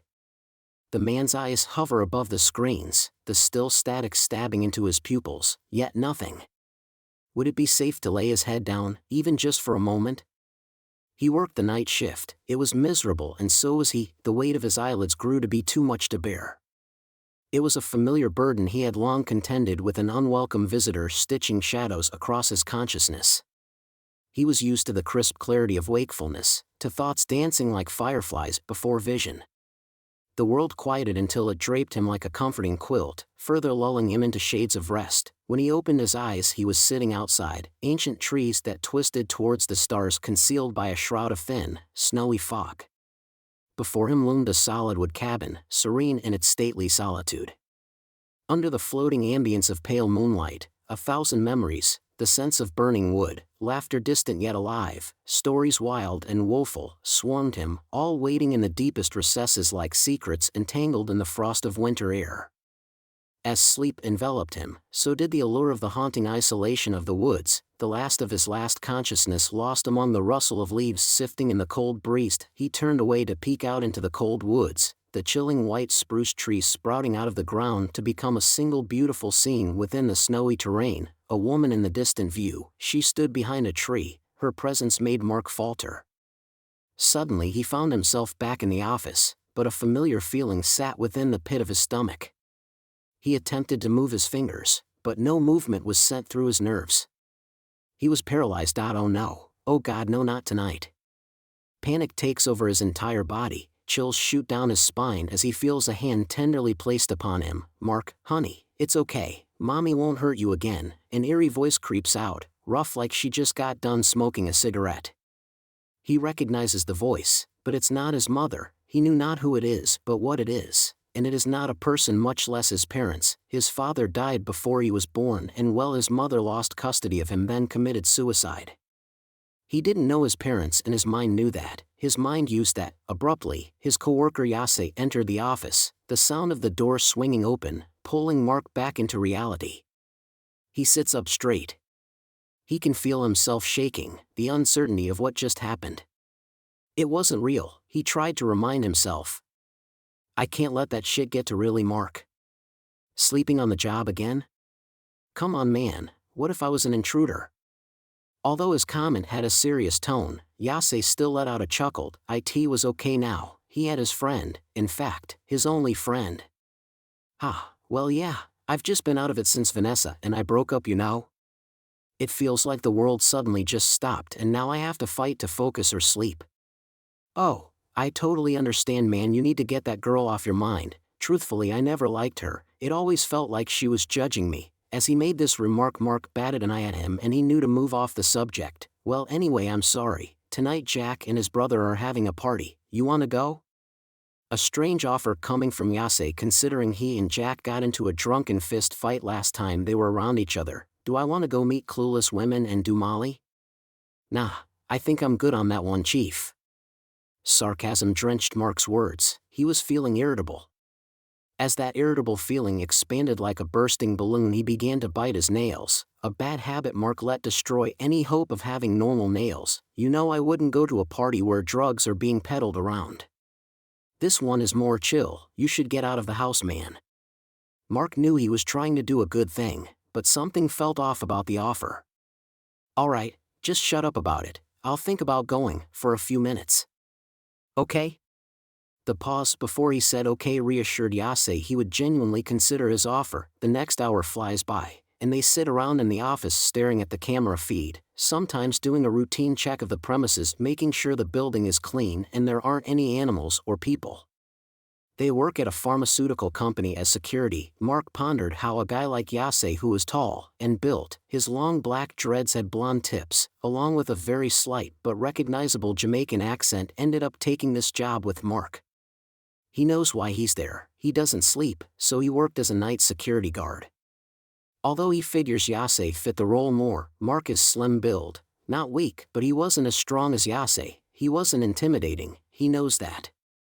I turned to look at Yase, who was fiddling with the zipper to his security jacket. Yo man, this van has been parked in the parking lot for like half an hour. It isn't one of ours, is it? He bends over and looks down at the feed. I don't think so. Maybe we should go check it out. He turns around and heads for the office door. Wait, I don't know. Are you sure we should go out there? He isn't a particular fan of confrontation. Yase, however, could care less. Well, there's an unmarked van suspiciously sitting in the parking lot. They don't have a license plate. Let me think about it. Let's go, Mark. An assertiveness echoed in his voice when he said Mark's name. Mark and him both headed out of the office. Mark stood side by side with him, a way to let the civilian know there's no one in charge. He overthrew the situation. On the off chance it's a criminal, what do? It's too late to think. They exit the building through the west wing door. As Mark and Yase approach the van, they can hear music blaring to the point the shaking of the rusted metal on the van is audible. At first they mistook the music for a house a block or so down the street. Sometimes they had house parties. The music would be so loud you could hear it from the west wing door. Yase approached the van, knocking on the tinted window. The back didn't have windows. Excuse me. Roll the window down, please. He shouted over the music. There was a pause, then the music turned down, and the window came down with it. Cigarette smoke rolls out of the car, and a slight hack comes from a sunken pale face that emerges from the smoke. Why, hello there, gentlemen. Didn't mean to bother anyone, thought I was alone. The tone of the man's voice made Mark visibly wary. You see that building over there? Yase points to the pharmacy. We work here, this is private property, and I'm afraid you can't just park out here and blast music. The man's cold eyes travel over to Mark, examining him. He feels chills hit his spine again. The man's eyes glide up and down. He just let out a chuckle as if something funny had come to mind. Well, that's my bad. I can take my leave. It's not like I wasn't doing anything important, just taking a minute, you know? Mark looked at Yase, who seemed uneasy, not nervous, but alert. Mark wondered why. Your van is missing plates, why is that? Yase's tone sharpened. They just expired. Already had a cop try and pull me over about it. Got a damn ticket. Yase interrupted the man. He could feel something off with this whole situation. The vibe of the man was just off. Maybe I should call the cops, get a search warrant for the tinted van, and another ticket for the plates, unless we all want to just carry on with our night. He made it clear they weren't just there to chat, which seems to be the impression this disturbed man got. Right, the man roughly grumbled, his whole tone and mood shifting. Without saying another word, the tinted window came back up, the music blasting before he took off, speeding out of the parking lot. Jesus, what an asshole, and a creep. I don't know, something was off about that guy, right? He turned to Mark, waiting for his confirmation. But Mark stood perfectly still, staring right at where the man was once perched against a window. The way he looked at me, it was like a lion looking at its prey. I couldn't breathe. The entire night had been one weird premonition. Mark had a terrible feeling. Something is coming, I don't know when, I don't know what, but something. Mark found himself sitting back in the office chair, waiting for Yase to finish the final check of the property. Those woods, that woman, that man, what is it all? Am I crazy to think they're connected? You already know you're crazy. His mind ponders and ponders until it drifts. He lays back in the chair, his muscles relaxing until he finds himself sleeping. Now he stands before the hut, the glistening trees that shout their fragrance through the wind. His senses are overwhelmed. He's here. Mark steps forward, the shining white snow crunching beneath his Timberland boots. He pares his head to just barely peek into the tent, but his eyes hit a sight he can't comprehend. A woman sitting calmly with her legs crossed and hands folded in one another. Mark recognizes the majestic dark skin. She was beautiful, her skin so smooth it almost looked like she was devoid of pores. But the most distinguishing detail, the thing that stuck with Mark throughout the years, that beautiful, silk, long, black hair. Her face had no facial features, and suddenly Mark knew, it's his mother, bits and pieces of her. Mark only had one photo as a child, her face faded in it. Across from her sat Vanessa, and Yase. What the hell is this? Mark was so wrapped up in his train of thought he forgot this was all a fantasy, a dream. Mom, is that you? Oh Mark, we'll be together again soon. Don't worry, all of us will, Vanessa spoke. Mark's eyes widened. When his mind mimicked loved ones, there were features he could use to identify they weren't real, a useful skill to have during his sleep paralysis. But her voice sounded so real. What is that supposed to dash? Mark, Yase stands up from the dinner table, wake up. What? Mark's tone bluntly screams frightened, wake up. Mark. He shoots up from the desk, sporadically, turning to meet Yase's eyes. You alright, dude? You were shaking and you looked all sweaty. He chuckled. Yeah man, I'm fine. I am not fine, Mark thought immediately following his response. There was a pause from both of us. Yase took this as a signal to move on. You want to check out that party, even just for a little bit? Mark sighed. He didn't, but he knew Yase was just worried about him. Sure, let's go. They both left the building. Mark didn't drive to work, so his car wasn't there. They both got into Yase's yellow 1997 Ford Ranger, not a bad car, a little older, but Mark always liked the way the car looked. Even if he wasn't a fan of Ford, he could appreciate a pretty car. When they got into the car, there was this feeling, close to awkward but not awkward. Hey Mark, you were mumbling something about your mom earlier, you seemed pretty shaken up. What's going on lately? You're barely sleeping, nodding off at work, genuine concern echoed from his voice. I'm okay, you know I was just thinking I've never really told you about my parents, huh? Your parents? Yase's tone shifted, from concern to curiosity. Yeah, my father passed away before I was born. I was born and lived in Canada, well not for long anyway. I only have a few memories, it's getting harder to remember these days. I can't even think of what my mother looks like anymore. They took me away from her, so I mostly remember growing up in homes. You've never mentioned any of this before, I'm just wondering why bring it up now? Not something I love to talk about, but you're my best friend, and I want you to know that I guess. Know me, Mark's stomach twisted, this hurts. So, they took me away from my mom, I don't really know why. I think she might have been abusing drugs, coping with my dad's death. I think she also got diagnosed with schizophrenia. CPS caught wind, and next thing I knew, I was being raised in homes where I was beaten, reminded of my faults. You know, my mother may have made mistakes, but she's the only one who understood my problems. Everyone else struggled to help me. Yase didn't say anything for a minute, the words I spoke sinking its fangs into the back of his head, sucking out the last of his consciousness. The unsettling silence felt elongated and stretched until Yase felt he had to say something. I'm sorry man, I really am. How could they just strip you away from your mother? My mother was ill, diagnosed with schizophrenia. They tried diagnosing me with it when I was a kid. It didn't work, too young, but I have been diagnosed with brief psychotic disorder, as well as sleep paralysis. It's a hard thing to live with, and sometimes I see my mom Yase. Yase peeked over at me while he drove. My mother lives the Rastafarian lifestyle. In our culture it's a lifestyle where you grow out your dreads, barely touch them, you wear certain clothes, eat certain food, it has so many preset rules. When I moved out to get away from my family, I told her I thought the way she lived was disgusting. I regret that more than anything in my life. I should have taken part in it, it's my culture, and instead of embracing it I disrespected it, and that is something I will never forgive myself for. Mark, we all make mistakes. And you're a victim. The sincerity in his tone shook Mark. He felt a new sense of companionship with his childhood friend. Wow, why don't you start now? Feel too ashamed, I suppose. Maybe someday, but it'd have to start with my mom. I deserve that, and so does she. My point is, don't let this tear you up. Don't think of yourself as a villain. There was a moment where neither of them talked, they just let the words sink in. Well, we're here, bud. We won't stay long, I promise. Mark and Yase got out of the car, the cultural difference yet agreement that they came to stun him. How could two people who come from two completely different cultures and worlds come to an understanding about one another? He wanted to talk to Yase more. But before he knew it, there was no sight of Yase.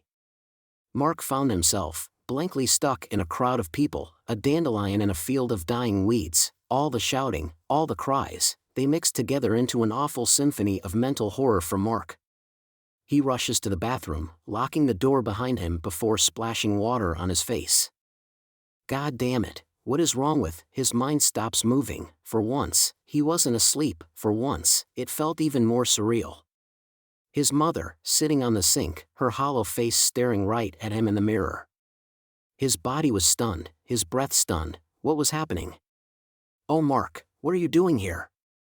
My darling little boy would never come to a place like this, how could he?"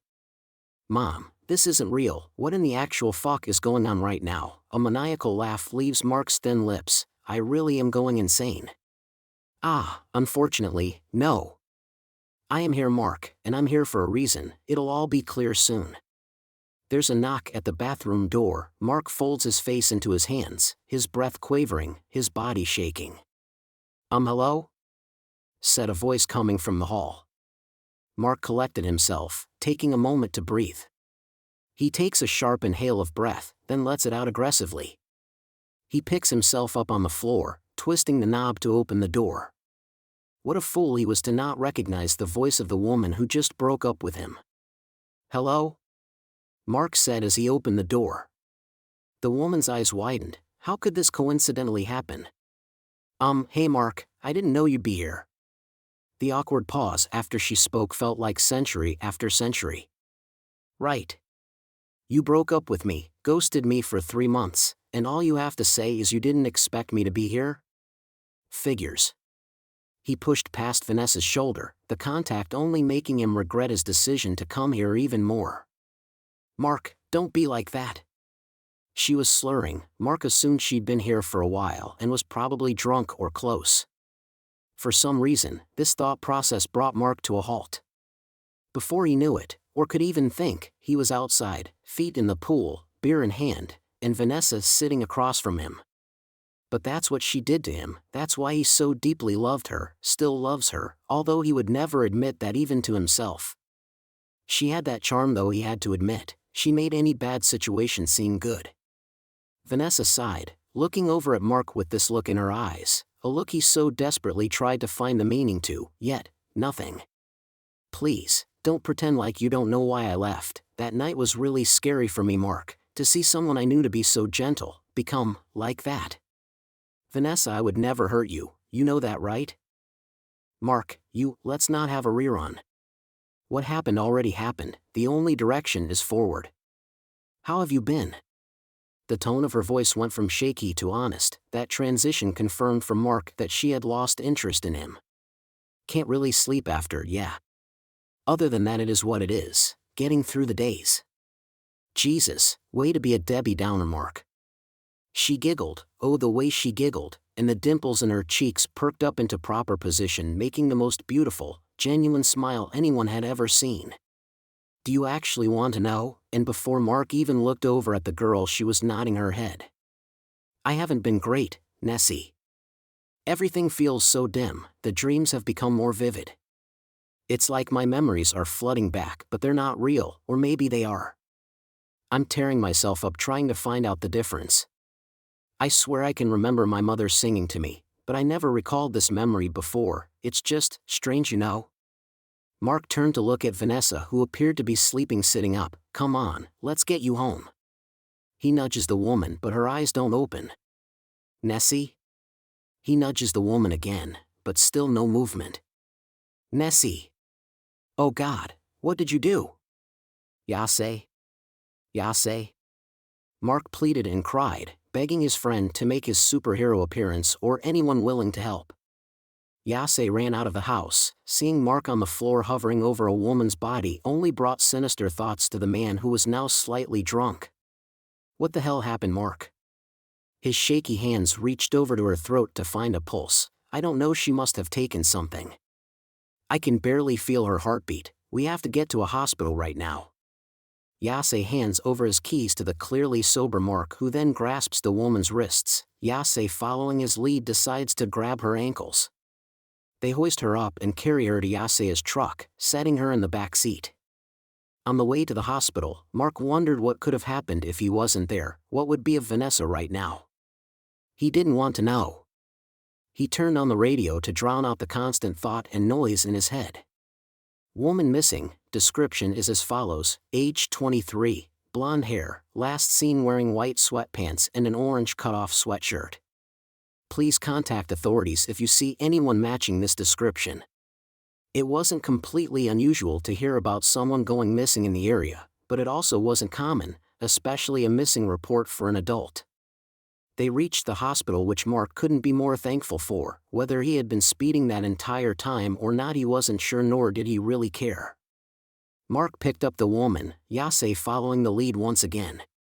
A woman sitting outside the monstrous building on a bench smoking a cigarette plants her attention over on the group. Mark assumes she's a nurse or employed within the hospital because she appears to be wearing the standard scrubs. Without any words being spoken or traded, the next sight the men saw was Vanessa being taken away on a stretcher. Mark sits outside the hospital, his face folded into his hands, his breath quavering once again. Usually, he would internalize this awful feeling, but Mark for whatever reason knew this wasn't his fault. He worried about Vanessa, yet the thought crossed his mind. Would she want me to worry about her? You need a cigarette? The woman from before, the nurse, or the doctor? A little ironic, don't you think? Aren't you supposed to tell me how awful cigarettes are, doctor? She let out a soft chuckle. Nurse. You can call me Amy though. Your girlfriend is going to be alright, by the way. She needs her stomach pumped and then some observation. After that, she's good to go. Mark let a light sigh escape his lips. Good, that's good. She's my ex-girlfriend, by the way. Ah, my bad. I didn't mean to assume. What about that other man? Coworker. I'm sorry, I don't mean to come off rude, but why are you out here talking to me? The girl laughed again, this time louder. Mark felt as if he was being made fun of, but he didn't really mind it. I just thought you looked like someone who needed someone to talk to. Well, I appreciate that, Amy. Most people wouldn't take the time to do a decent thing like that. I guess I'm not most people. Her light rose lips perked up into a sweet smile before she jammed her cigarette into the smoking receptacle and walked back into the building. Mark felt a sense of loneliness.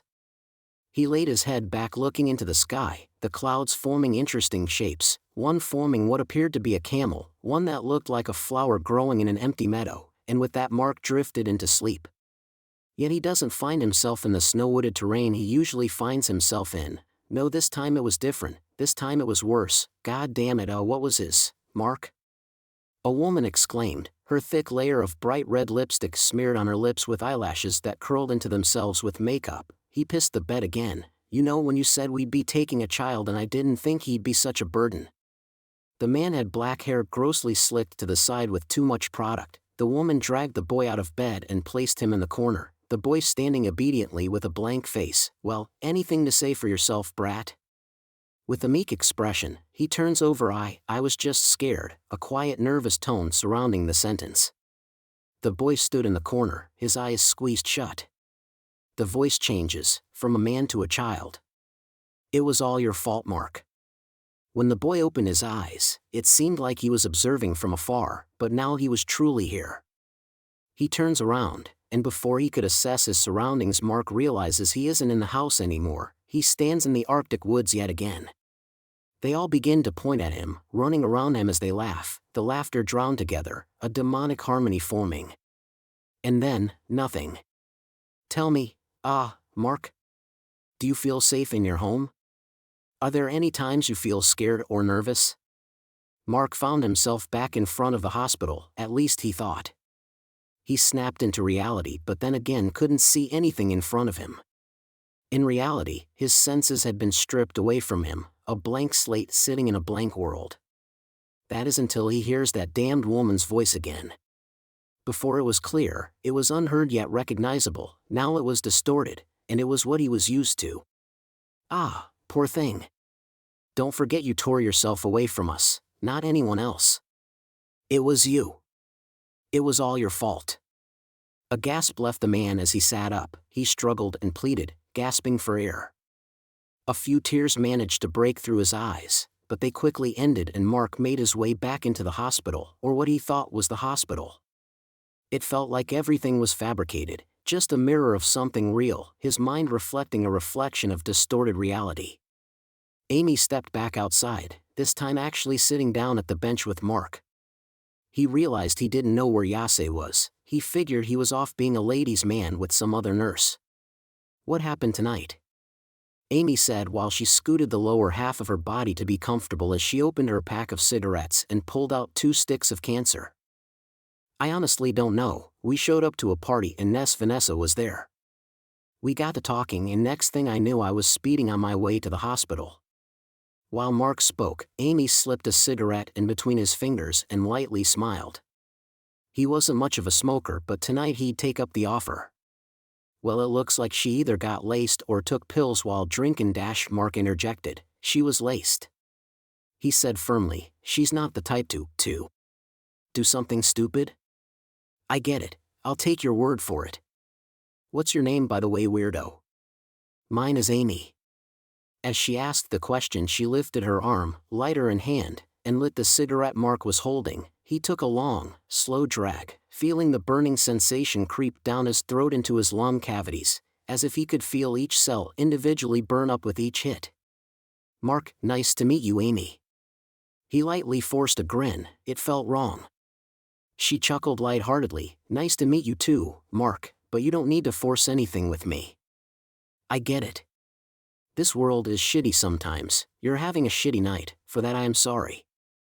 Her words felt the warm, embraceful hug Mark needed. It felt reassuring. Thanks, funny enough that means a lot. Amy put her hand on Mark's shoulder and ever so barely squeezed. Get some sleep, come back in the morning. Mark nodded and took the last drag of the cigarette the nurse gave him. He gave her a wave before simply walking away. He felt extending the interaction could sour it, when that was honestly one of the most reassuring conversations he's had. But as he got back in his truck, he realized there was no sleep tonight. He had to go back to work. He also had the sudden realization Yase still wasn't around. He shot him a call, no answer. Other than just sitting in the car waiting for him, he wasn't quite sure on what else to do. He leaned his head back in the seat, his neck joints cracking gently. When was the last time I worked out? Mark thought. When was the last time I even stretched? Mark looked out the window and the tall standing pine trees. He could smell the pine. And as he inhaled the sweet aroma of nature, he slipped into sleep. This time he wasn't taken anywhere. He wasn't in what he believed to be his old house. He wasn't in one of his foster homes. He was in the truck. Yase's truck. But something felt off. He could feel something eating away at him. He lifted his head and saw the faceless woman again. Mark's manner diminished. He felt so small. Why won't you just leave me alone? The woman giggled softly. Leave you? You mean like you left me? No, Mark. Never. I'm here for you.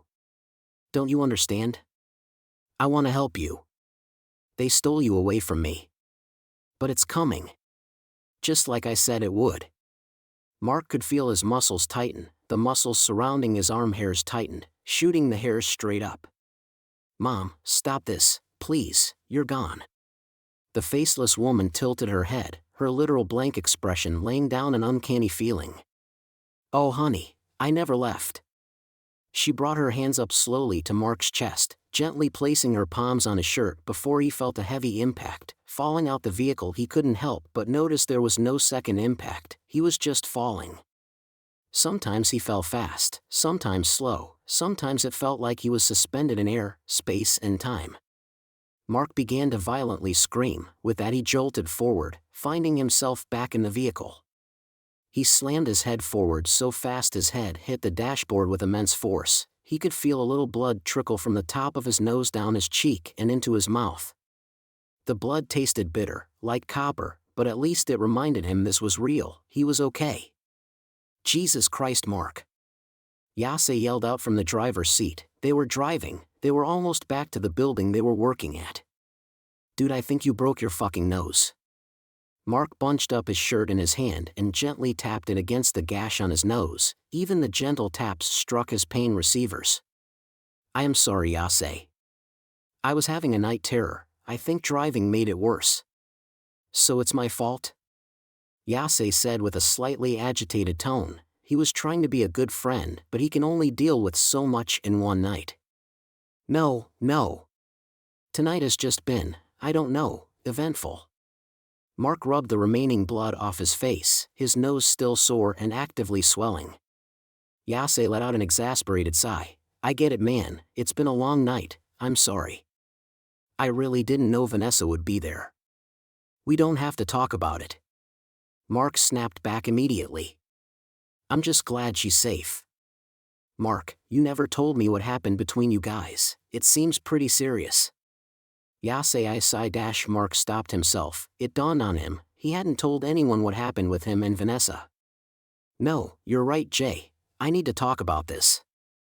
Yase didn't say anything, just waited patiently for him to talk, and as Mark got his words together, he still stayed silent. Me and Vanessa broke up like a month ago. We were. Mark painfully sighed, quivering as the memories came back. It was the first time I had a sleep paralysis episode in a long time. It was really bad, like really bad.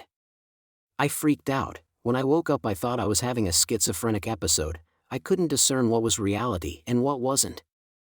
I went into a psychosis, I thought. Mark began to choke on his words, tears streaming down his face as the memories prodded and jabbed at his brain. I thought she was going, and I heard her. When I came to, we were in opposite corners of the room, cuts and bruises. Mark choked on his words, they were too hard to swallow. I'm an awful person, Yase. As Mark began to bawl his eyes out, he folded his hands over his face to hide his shame, to hide the monster he thought he was. Damn, Mark. That's I don't even. Yase looked over at Mark and saw his friend in pain. Yase pulled the truck over and placed his hand gently on Mark's shoulder. Listen, what you did was fucked up. I'm not going to straight up lie to you about that. But it also wasn't your fault. You're not an abuser, Mark. You're a damaged person. I'm sorry, for you, and Vanessa. Shit happens, man. But you're a good person, you know that, don't you? Mark didn't know what he thought of himself now that the question has been posed. Is he a good person? The greater question would be, can good people do bad things, and still be good people? Mark? Yase felt the silence for too long, it became a burden. Yeah. You're right. Mark had no idea what to say. It felt like a worm was eating his stomach and getting ready to burst through his chest. Both of the men hopped out of the truck after Yase parked. They didn't really exchange words, there was simply an understanding in the air. Tonight went horribly. Mark threw back on his black jacket that had a patch sewn onto it that said security. The patch had a lazy sewing job, so it hung off the jacket slightly. Yase did the same, and as they sat down he turned over to Mark. Look, it's been a lot night. I'll go run rounds on the west wing of the property, catch some Z's, and you can run your rounds on the east when I get back. Don't talk back, let's just get tonight's shift done, together. Yase walked off and began his rounds. Mark sat there for a moment, silence enveloping him. He was scared to sleep, to even drift off. But like Yase said, tonight had been a long night, and sleeping had become inevitable. Mark was in the middle of the ocean. He expected it to be storming, for a tidal wave to come and sweep him away. But it was beautiful. The sun beamed a warmth onto Mark's skin. The ocean breeze smelled sweet, but of course salty. He couldn't help but relax. A voice came out of nowhere, the same voice that's always there. Mark, do you remember our day at the beach? You and your cousin had so much fun. I'd never seen you so happy. The next day your father died. I never saw that happy boy again. These words pierced through his heart. He never thought about that day, or the day. How could he? He was so young, it was so painful. I needed you after that, and you abandoned me. Yeah, well, I needed you too, kid. You're the one who You could have lived. You could have gotten better and fought for me. He didn't notice it, but tears streamed down his face. I was broken, Mark. I never, ever meant to hurt you, you know that, right? The faceless woman Mark so desperately wished he could recognize gently hugged him. He could feel her presence, but not her touch. Yeah, me too. Yase walked around the west wing of the pharmaceutical building. Jay knew there wouldn't be anyone breaking in, but he also knew he had to do his job. He peeked through the windows on doors, shined his flashlight through the hollow hallways. I wonder if Mark is sleeping. I wonder if that's a good thing. Yase felt concern for his friend. He thought back to when they met. Jia was about 16 years old, Mark was maybe 14. It was the infamous neighborhood of Compton, California. Yase was walking home when he saw a scrawny white kid being beat on by two older boys. Yase barreled towards the boy immediately. "Hey! Hey! Get the fuck off him!" Young Yase pleaded out. He was trying to sound tough, but it didn't work. "Oh yeah? Or what? You think you can do something about it?" The older kids dropped the bloodied, smaller child.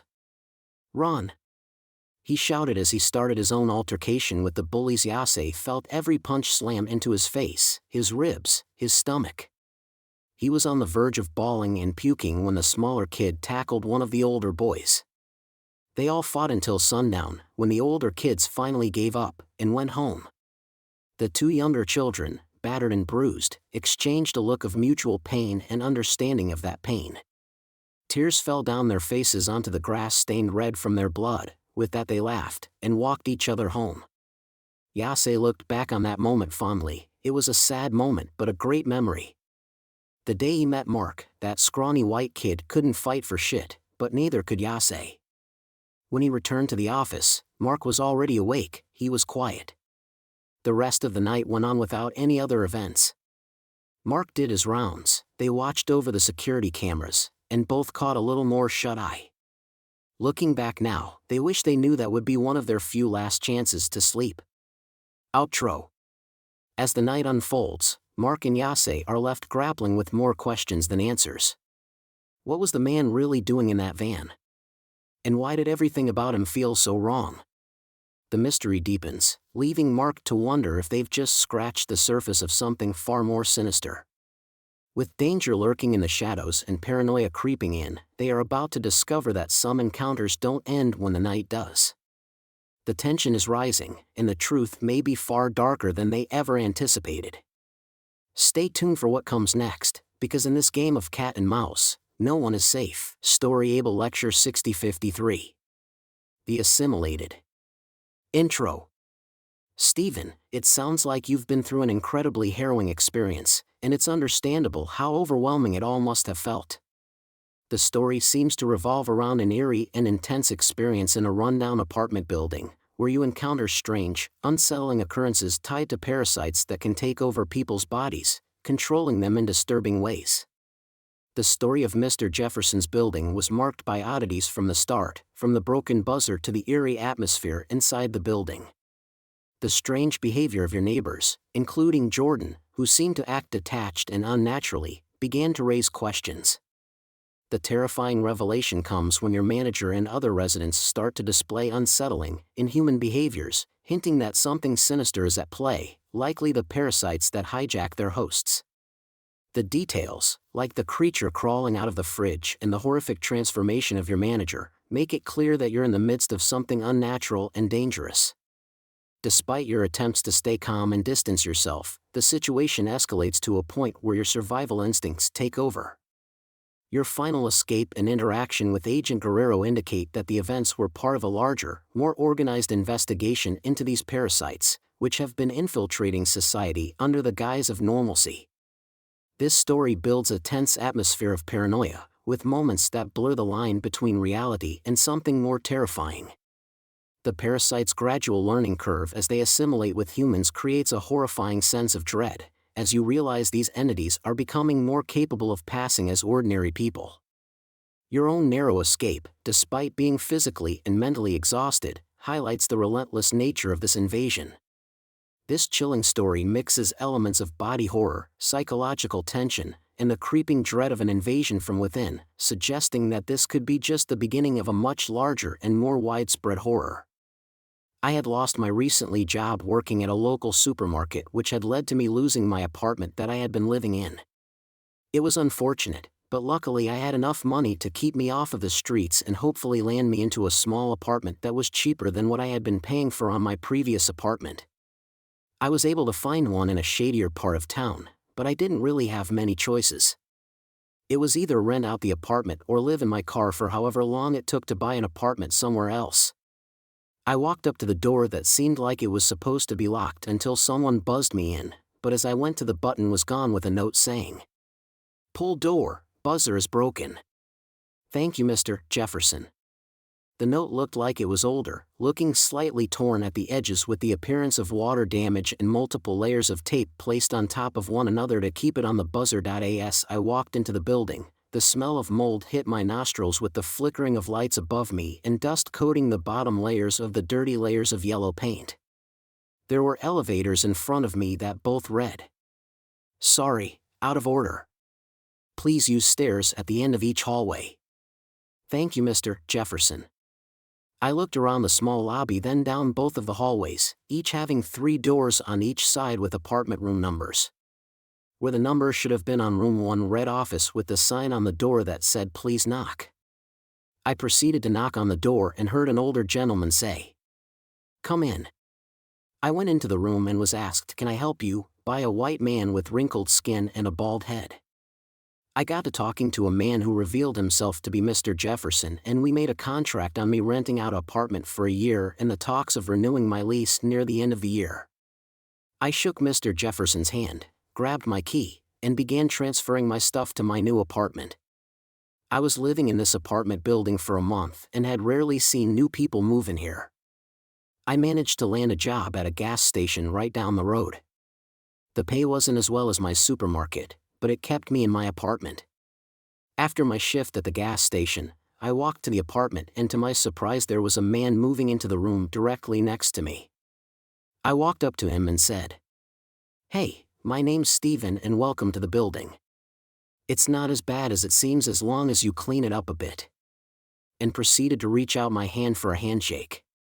He turned to me and grabbed my hand. "Thank you, my name's Jordan, I look forward to living here." It was weird, some of his words didn't completely sync with his lip movements. Kind of like how you watch a movie that was translated into a different language. It also looked like he had to think of his name for a second, as if he came up with it on the spot. I brushed it off as me just being tired from work.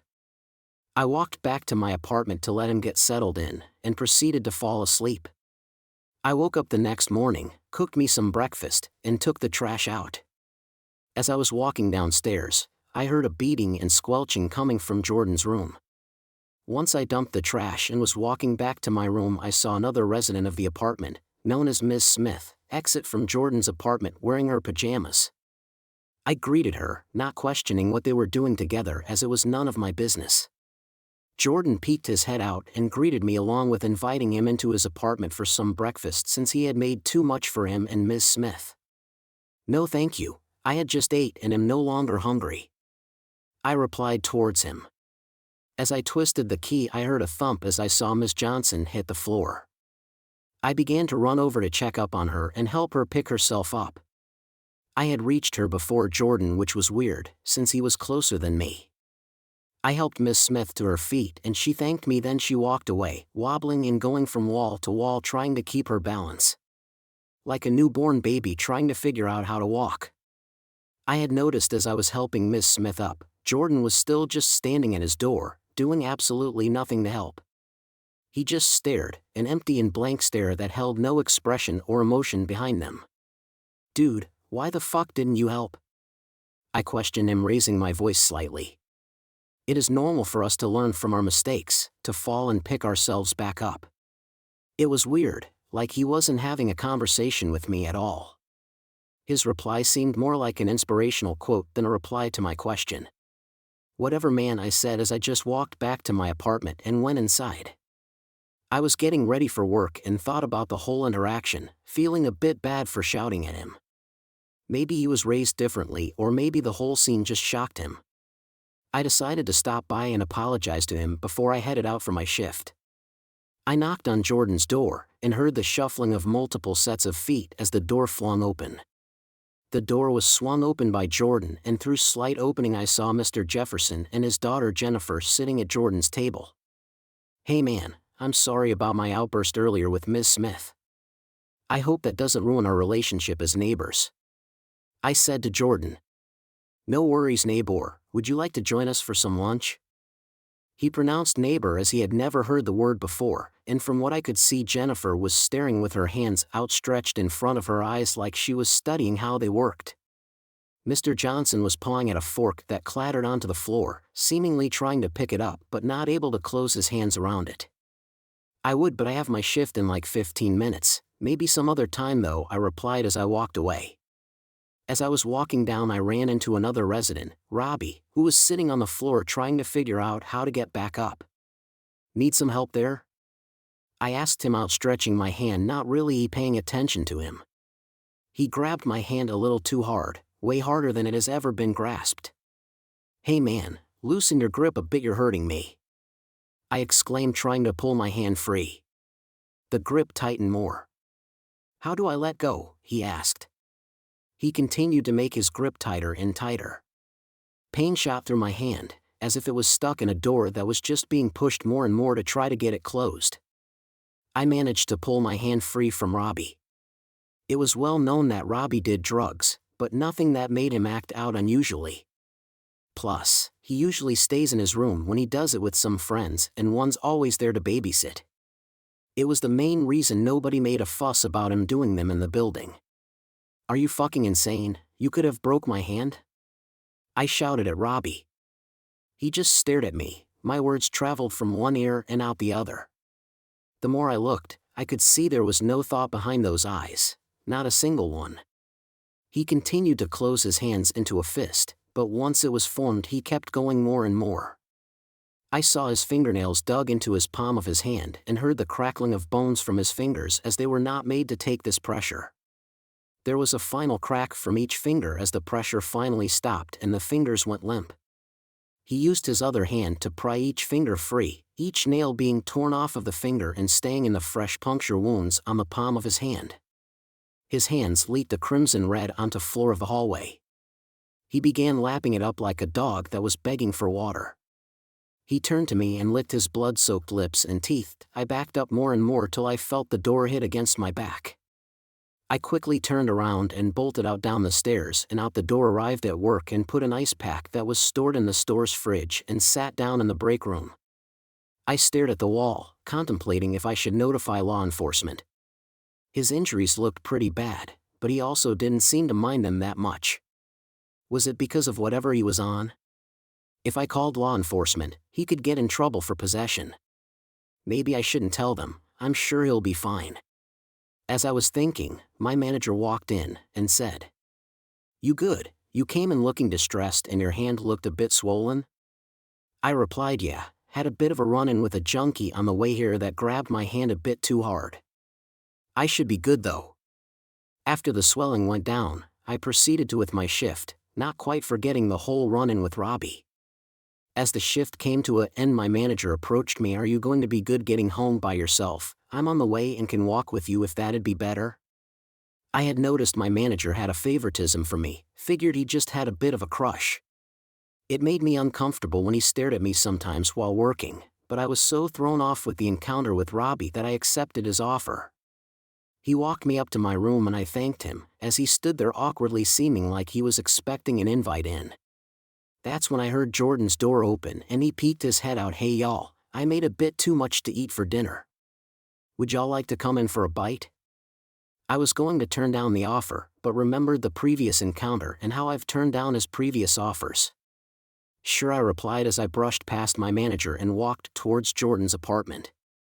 "I'm not one to turn down free food," my manager said, trailing behind me. As we entered the room, my nostrils were attacked by a horrid smell that I couldn't quite place my hand on. There was also bare minimum in the room. All that saw in the kitchen area was the oven, fridge, and table that came with the apartment. He popped open the fridge and pulled out a couple of beers, and in the stove sat a lasagna that he had cooked. "Feel free to dig in, and here's something to wash it down with," he said, handing me and my manager the beers. I declined the drink as I didn't have a good experience last time I drank, but he kept insisting. "Come on, one drink won't hurt you one bit." Jordan shoved the drink into my chest as my manager popped open his drink and plopped down in a chair with a plate of lasagna. "Don't be such a buzzkill, Steven. The man invited you in for a drink and some food." My manager picked into his lasagna, and that's when I saw it. Something crawled around near the fridge area. It peeked its head out for a brief second but went scurrying back behind the fridge. The best that I could describe as a crawfish, but something seemed off about how it moved and the way its little eyes peeked out from the corner. "Hey, gonna get something to eat?" Jordan asked me, pulling me out of the trance. I'm sorry, I'm not feeling too well right now. I'll have to catch you some other time. I replied. Okay, but at least take some food before you leave. I haven't completely unpacked yet. I think I have some tin foil in a box in my room, just hang tight. As Jordan walked into his room, my manager said from the table, "Hey, would you grab me another beer?" I replied to my manager, maybe we should wait for Jordan to come back before we go rummaging through his fridge. Come on, I'm sure your neighbor won't mind me grabbing one for the road. My manager got up and swung open the door, and inside was a pulsating glob of meat that spewed out this mixture of black and crimson liquid.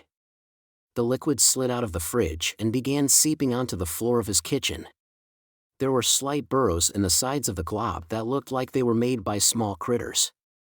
I quickly bent over and threw up what little substance was in my stomach, as the smell that come out of the fridge was a mixture of rotten milk and what the store's public bathroom smelt like. What the fuck is that? My manager said, stepping back a little while his mouth hung agape. The thing that I had thought I saw crawling behind the fridge jump out from one of the burrows and latch itself upon my manager's face.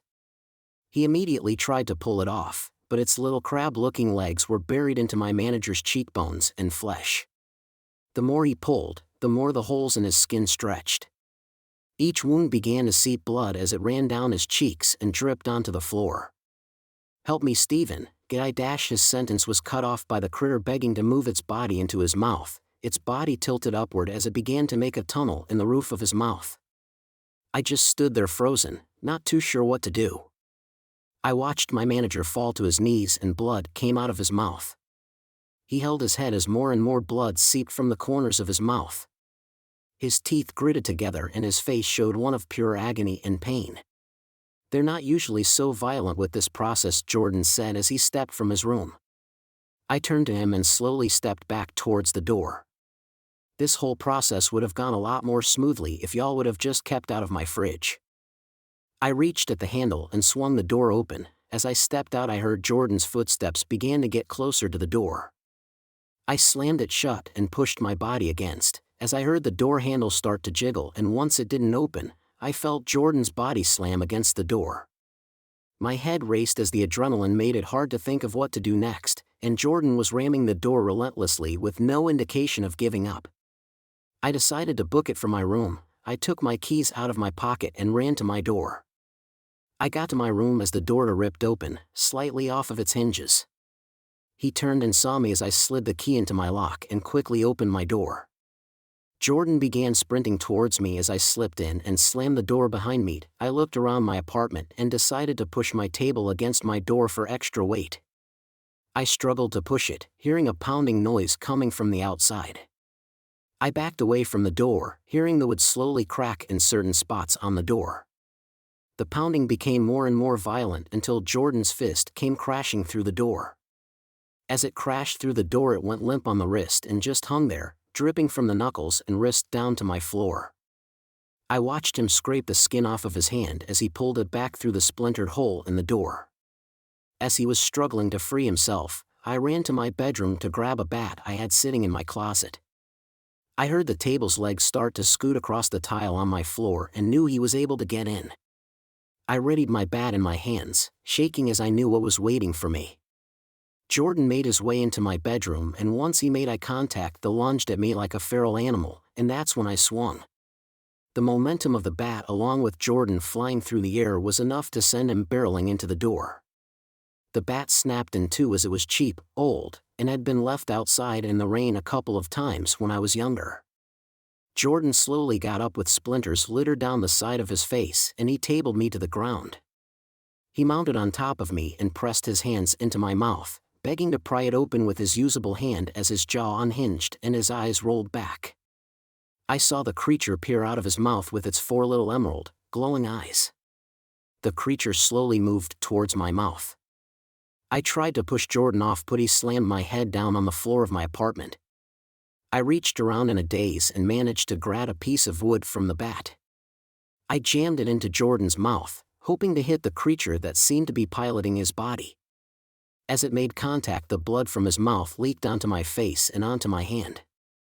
I'm not sure how much of the creature I hit, but Jordan's body went limp briefly and it climbed back into the hole on the roof of his mouth. I pushed his body off of mine and sprinted out of my door and towards the exit. There was a howl that came from the open door in my room, and I saw my manager come charging out of my room and straight through and into the room directly in front of Jordan's. I sprinted towards the stairs as I saw my manager get on all fours and crawling towards me. He seemed faster crawling than he did walking on his 2 feet, like some sort of feral beast that was stuck in a human's body and was tired of playing pretend. I slammed myself into the push handle on the door, barreling into the staircase and rolling down the flight. My head hit the wall hard, making it spin. I heard the door on the bottom floor open as I saw 3 figures approaching the stairs.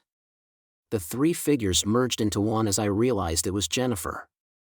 "Oh God, Jennifer, you have to get out of this building," I told her as I picked myself up. "Please help me, I don't know where to go," she replied. Her voice wounded slightly off. It was more like someone trying to replicate her voice.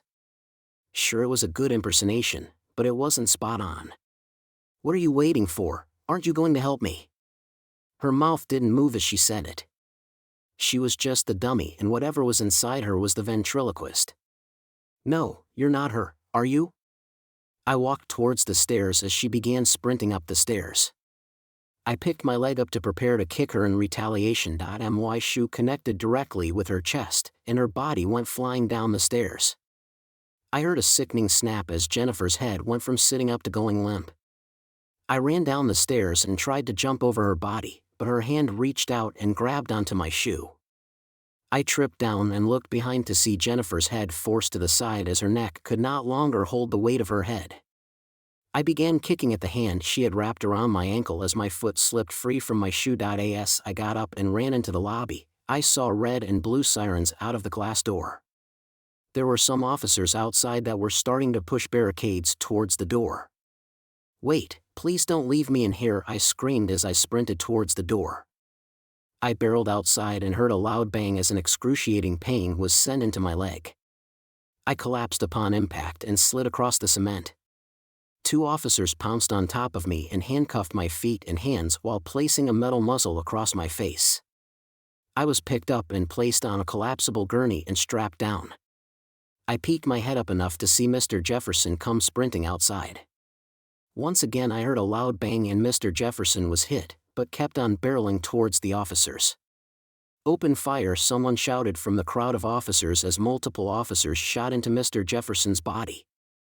Mr. Jefferson's corpse collapsed onto the pavement as one officer approached the corpse and secured what little was left of the creature that resided in his head into a jar. I was loaded onto the EMS and taken to a hospital. Once the adrenaline had worn off of my body, the pain in my head began to become so intense that I began to lose consciousness. When I woke up I was in a hospital bed with an officer standing next to me. "Hey, he's awake in here," he announced into the hallway. A man came in and took a seat next to me, and as I tried to move my arm I noticed it was chained to the bed. "Whoa now, just sit tight for a minute. I bet you're wondering what the hell you just went through," he said as he started some sort of device. Log number 3 of incident number 5. March 15, 2049. This is Agent Guerrero sitting here with Stephen Joshua Fernandez, one of the surviving victims from the Jefferson apartment incident that were not assimilated. Mr. Fernandez, you were found on Stacy Street after one of the officers shot you in the leg with a rubber bullet. Do you have any recollection of this? Agent Guerrero asked me, making direct eye contact. Yes, I remember that. May I ask what exactly is going on and who you are? Please, Mr. Fernandez, I will let you ask all the questions you want once the interview is over.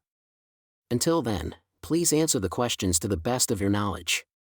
Now, did you come into contact with any of the assimilated residents inside of Jefferson Apartments? Yes, I was attacked by my neighbor named Jordan after he invited me and my manager into his apartment. Something latched onto my manager's face, and after that everything just went to shit. I had to fight off Jordan in my own home. Jennifer attacked me on the staircase after trying to convince me she wasn't one of them. Mr. Jefferson himself chased me out. Mr. Fernandez, did you see any weird signs with you neighbors leading up to the incident? Well, my neighbor Robbie was acting a bit off once I went to work, but he's usually high, so I just figured he was having a bad trip. There were some other times where they were a little off, but nothing too crazy. Mr. Fernandez, did you ever make contact with one of parasites? No, Jordan almost put one into my mouth, but I managed to fight it off. This will conclude this interview with Stephen Joshua Fernandez. He spoke into the device, then directing his attention to me. Okay, since you've cooperated with me, I can tell you what details I'm allowed to. The residents in your apartment were taken over by a parasite that's being used as the host to try to blend in with others. When they start off, they don't know how to quite operate, but over time they learn how to blend in more and more. Kind of like a newborn learning to walk and talk. They turn off the host pain receptors, and it seems to enhance the human's strength and stamina. Removing the parasite doesn't bring you back, either. It just makes you a corpse. This Jordan you came in contact with was actually Rudy Hernandez, who was one of the 5 that first came in contact with these parasites. He got out of his chair and walked towards the door. You tell anyone about your experiences here, and we will find you. There will be an announcement about them when we get it under control, then you can talk about it with your folks. He walked out of the room and I was forced to sit there with nothing but my thoughts. It's been about 8 months since the whole ordeal, and I'm still not too trusting of people. I've been in and out of mental facilities. A stutter of someone's words or a weird behavior is enough to set me into a panic attack. I just hope one day, I can return to my normal state of mind. Extra. It seems like you're diving into a narrative that blends suspense and horror, with elements of body horror, paranoia, and tension. The parasite-driven assimilation of the apartment residents builds a disturbing atmosphere, where familiar faces lose their humanity in an eerie, almost supernatural way. The protagonist, Stephen, finds himself in a nightmarish situation as he becomes more entangled with the creepy occurrences surrounding his neighbors. The invasive creature controlling people, the bizarre behaviors, and the sinister transformation of seemingly ordinary individuals all contribute to a growing sense of dread. The twists, such as Jordan's strange behavior, the horrific encounter with Robbie, and the disturbing events in the apartment, create a nightmarish scenario that escalates into chaos. The unsettling part is the slow realization that the people around him are being taken over by a parasitic force, making it hard for Stephen to discern who's truly human and who is just a vessel for something far more sinister. The hospital scene with Agent Guerrero brings an air of intrigue, offering a glimpse into the larger conspiracy or phenomenon at play, and hints that the situation may be far from over for Stephen, especially with the promise of more questions left to be answered. Overall, this setup keeps the reader on edge with its combination of tension, mystery, and body horror, creating a dark atmosphere of suspicion and survival. Environmental Belt 880. The town that sleeps before 10 p.m. I live in a town where everyone sleeps before 10 p.m. It has become some kind of custom now. People lock their doors, turn off their lights, and crawl into bed as though their lives depend on it. Even the stray dogs vanish into silence, and the world outside becomes still. As a kid, I'd ask my parents, why does everyone sleep so early? They'd always give me the same answer, that's just the way it's always has been. But that answer never satisfied me. Why was it the way it's always been? What was so important about sleeping by 10 p.m.? My curiosity grew as I did. There was something wrong about the stillness of our nights. No one ever woke up, not even for a glass of water or to use the bathroom. Once they went to sleep, they were dead to the world until morning. I'd overheard whispers once, conversations among the adults. He broke the rule, someone had said. Never woke up again. They saw me listening and stopped talking, but the seed of curiosity had already been planted. What really happened after 10 p.m.? One night, I decided to find out. That evening, I followed the routine like always, dinner at 7, TV until 9, and then to bed. But this time, I pretended to sleep. I lay there with my eyes closed, listening as the town settled into its nightly stillness. At exactly 10 p.m., everything became silent. A silence so heavy it felt alive. I waited for what felt like hours, though it was probably just 30 minutes. Then, slowly, I opened my eyes. My heart pounded as I sat up, every creak of the bed frame sounding deafening in the oppressive quiet. I tiptoed to my bedroom door and cracked it open. The hallway was empty. I could hear the sound of my own breathing. Slowly, I crept to my parents' room to check on them. They were fast asleep. Their faces were calm and undisturbed. For a while, I just stood there, watching them, but as I turned back toward my room, that's when I felt it. A presence. Not something I could see or hear, but something I knew was there. The air grew colder, pressing down on me like a heavy blanket. The hair on my arms stood on end, and my instincts screamed for me to run. And then, I heard it. "Why are you awake?" I froze. My mouth went dry, and my limbs felt like lead, but then I thought, it's Mom. It has to be Mom. I felt relief for a moment. But as I turned toward the voice, I noticed my parents' room. The door was still ajar, and I could see them lying in bed. Motionless. Breathing softly. Asleep. If they were asleep, then who? The voice cut through my thoughts, louder this time, with anger. "Why are you not sleeping? You were supposed to be asleep." The sound was coming closer. My chest tightened as I turned the corner. And then I saw it. It wasn't my mother. Not my father. Not anything human. The figure was impossibly tall and thin, its skin stretched taut over its skeletal frame. Its face, or the space where a face should have been, was a void, a swirling black emptiness. "It's all your fault, you should have stayed asleep." Panic overtook me, and I ran. My legs felt like lead, my breath came in sharp gasps, but I didn't stop until I slammed the door of my room shut behind me. The knocking started immediately, loud, violent, relentless. Each blow shook the door, and I pressed myself against it, tears streaming down my face. And then, just as suddenly as it had started, the knocking stopped. Silence. For what felt like hours, I stood there, trembling, waiting for the next sound.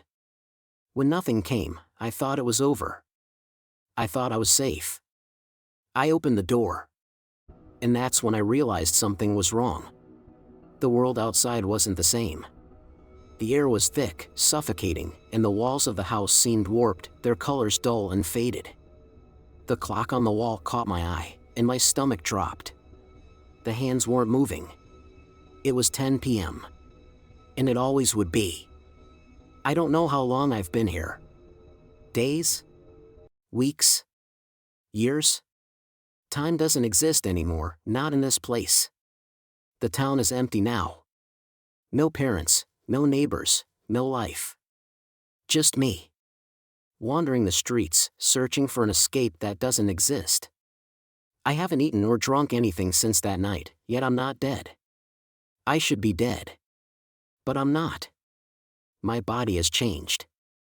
I've grown taller, impossibly thin. My skin stretches tightly over my bones, and my reflection in broken glass reveals the truth. My face is gone, replaced by a void. A black nothingness. I don't feel human anymore. The memories of my life before are fading. I've grown angry, angrier with each passing moment. At myself. At the town. At everything. And then, one day, I saw something. A boy. He was small, frightened. I watched as he tiptoed down the hallway, peeking into his parents' room. The sight filled me with rage. "Why are you awake?" The boy froze, his eyes locking onto mine. And in that moment, I realized the truth. I wasn't watching him. I was watching myself. And now, I understood. I had stayed awake. And now, I was the one who ensured no one else ever would. 2SD. Cal_10. They'll take you. Joan watched as the light danced back and forth on the horizon out to the west. The sun fell over the terrain, and the once glinting object turned to a silhouette on the dark bluish background of the sky. "What do you think it is?" Joan asked. Roy squinted out over the hill they sat atop. "I dunno, hun, it's probably a plane or helicopter or salmon." They had been parked and distracted by this thing for the past 20 minutes or so, he had brought them out there for a romantic evening, not to revel in something trivial. He had been meaning to do this for a while now, to spark the slow kindle of their marriage back alive.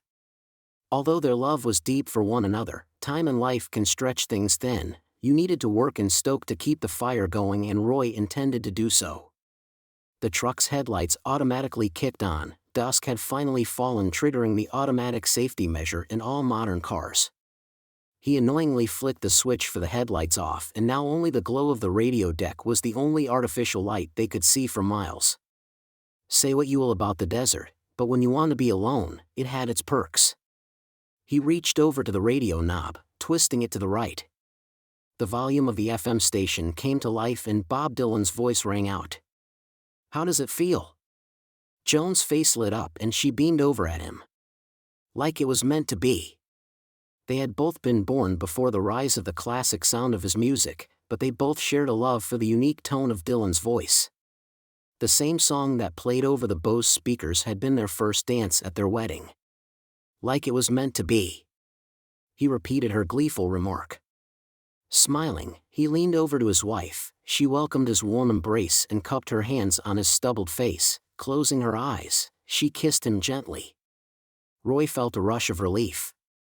The fire of their love was being stoked, and a childish sense of accomplishment filled his soul. He shut his eyes as the music carried on, playing in the background like a record of their life together. A complete unknown. The skip in the radio reflexively caused Joan to blink open for a second. She gasped and pulled back. Roy's eyes shot open. What? What is it? Joan's gaze was fixed on the front windshield. He followed her gaze across the overlook where they were parked. The silhouetted object was as bright as it was before the sun had set. Not only this, but the object seemed bigger than it was before, closer to them, but still dancing side to side.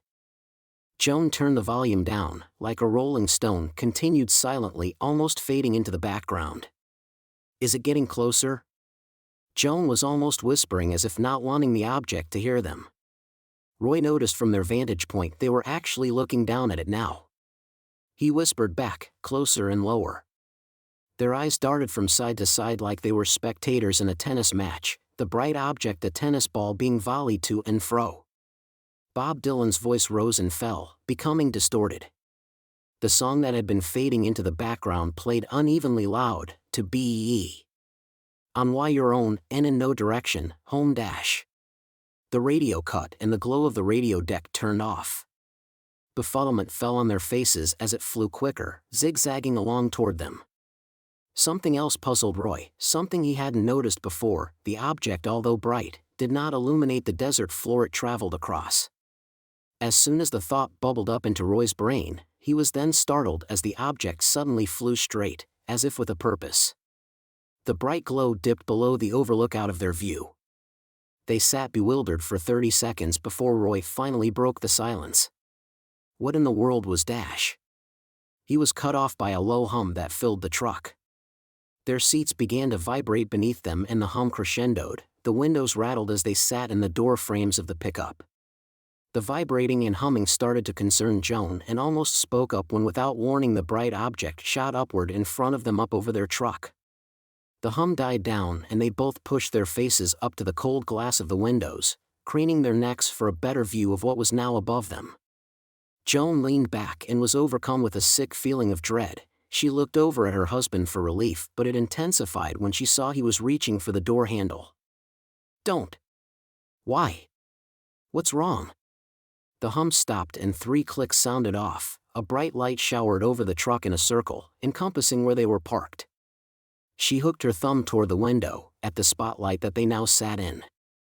That's what's wrong. He looked out the window with unease, the feeling that his wife had he simply did not share. It felt as he were being pulled out into the light, like a moth to a flame. In fact, he had not felt this good in months. I don't know, hon. I think it's okay. It's probably just a helicopter or the police. We should let them know we are alert. I'll give them a wave. He reached for the handle again, but Joan slapped his hand away and gave a shrill cry. Roy, no, stop it. Jesus, Joan, what? She thought hard, thinking of the right way to phrase it. If you get out. I think they will take you. Take me? Who is they?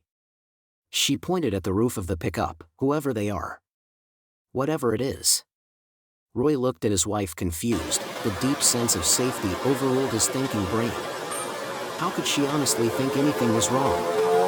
Honey, don't worry, I got this. Wait, stop. He quickly reached for the door and yanked before his wife could rebuttal, stepping out simultaneously as the door swung open. Joan watched as her husband stood out of the truck and was illuminated by the glow of whatever floated above them. See, nothing to worry about dash.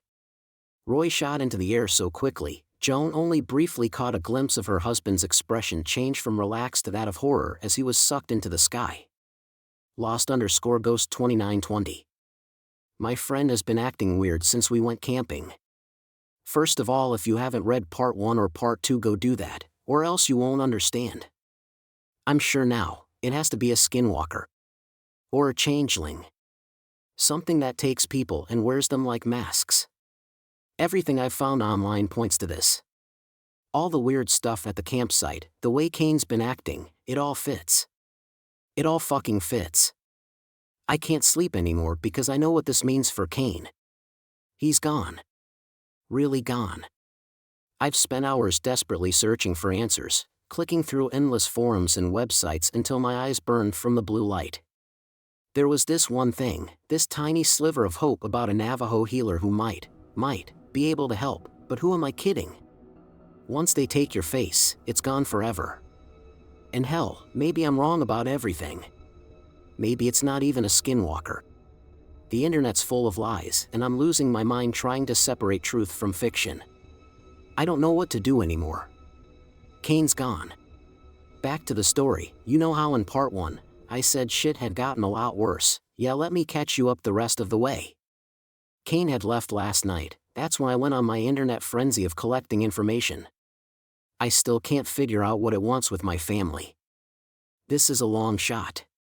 It seems as if whatever entity or force took my friend's face was completely unprepared for the complexity of human relationships and the myriad of connections that come with it. As time passed by, more and more people began to notice the oddities surrounding my friend's disappearance. Whatever it may be, quickly became aware of the growing suspicion surrounding his behavior. Initially, I believe it was merely trying to learn the nature of human life, perhaps learning how to mimic emotions and social cues in order to fit in. But now it has shifted its focus. Now, I can't shake the feeling that it's on the hunt once more, seeking its next victim, its next face to wear like a mask. The uncertainty is what chills me to the bone. Will it target Kane's family? Or perhaps my own family, who remain blissfully unaware? The thought of it preying on an innocent stranger is equally disturbing. The possibilities are endless. What had me as stumped is what drives a creature to abandon the wilderness. Perhaps the shadows of the forest no longer satisfied its hunger. Hunger can drive animals to odd things. That morning, desperation drove me to some questionable choices. I found myself following instructions from the darkest corners of the internet, stumbling around my house with burning sage like some cut-rate exorcist. I even caught myself browsing sketchy websites for silver bullets, and when you're seriously considering buying ammunition from someone called Wolfslayer 420, you know you've hit rock bottom. Kim noticed something was wrong before I even worked up the courage to tell her. During our phone call that afternoon, while the bitter smell of sage still hung in the air, her voice carried that edge of worry I'd been dreading. "You're not yourself," she said.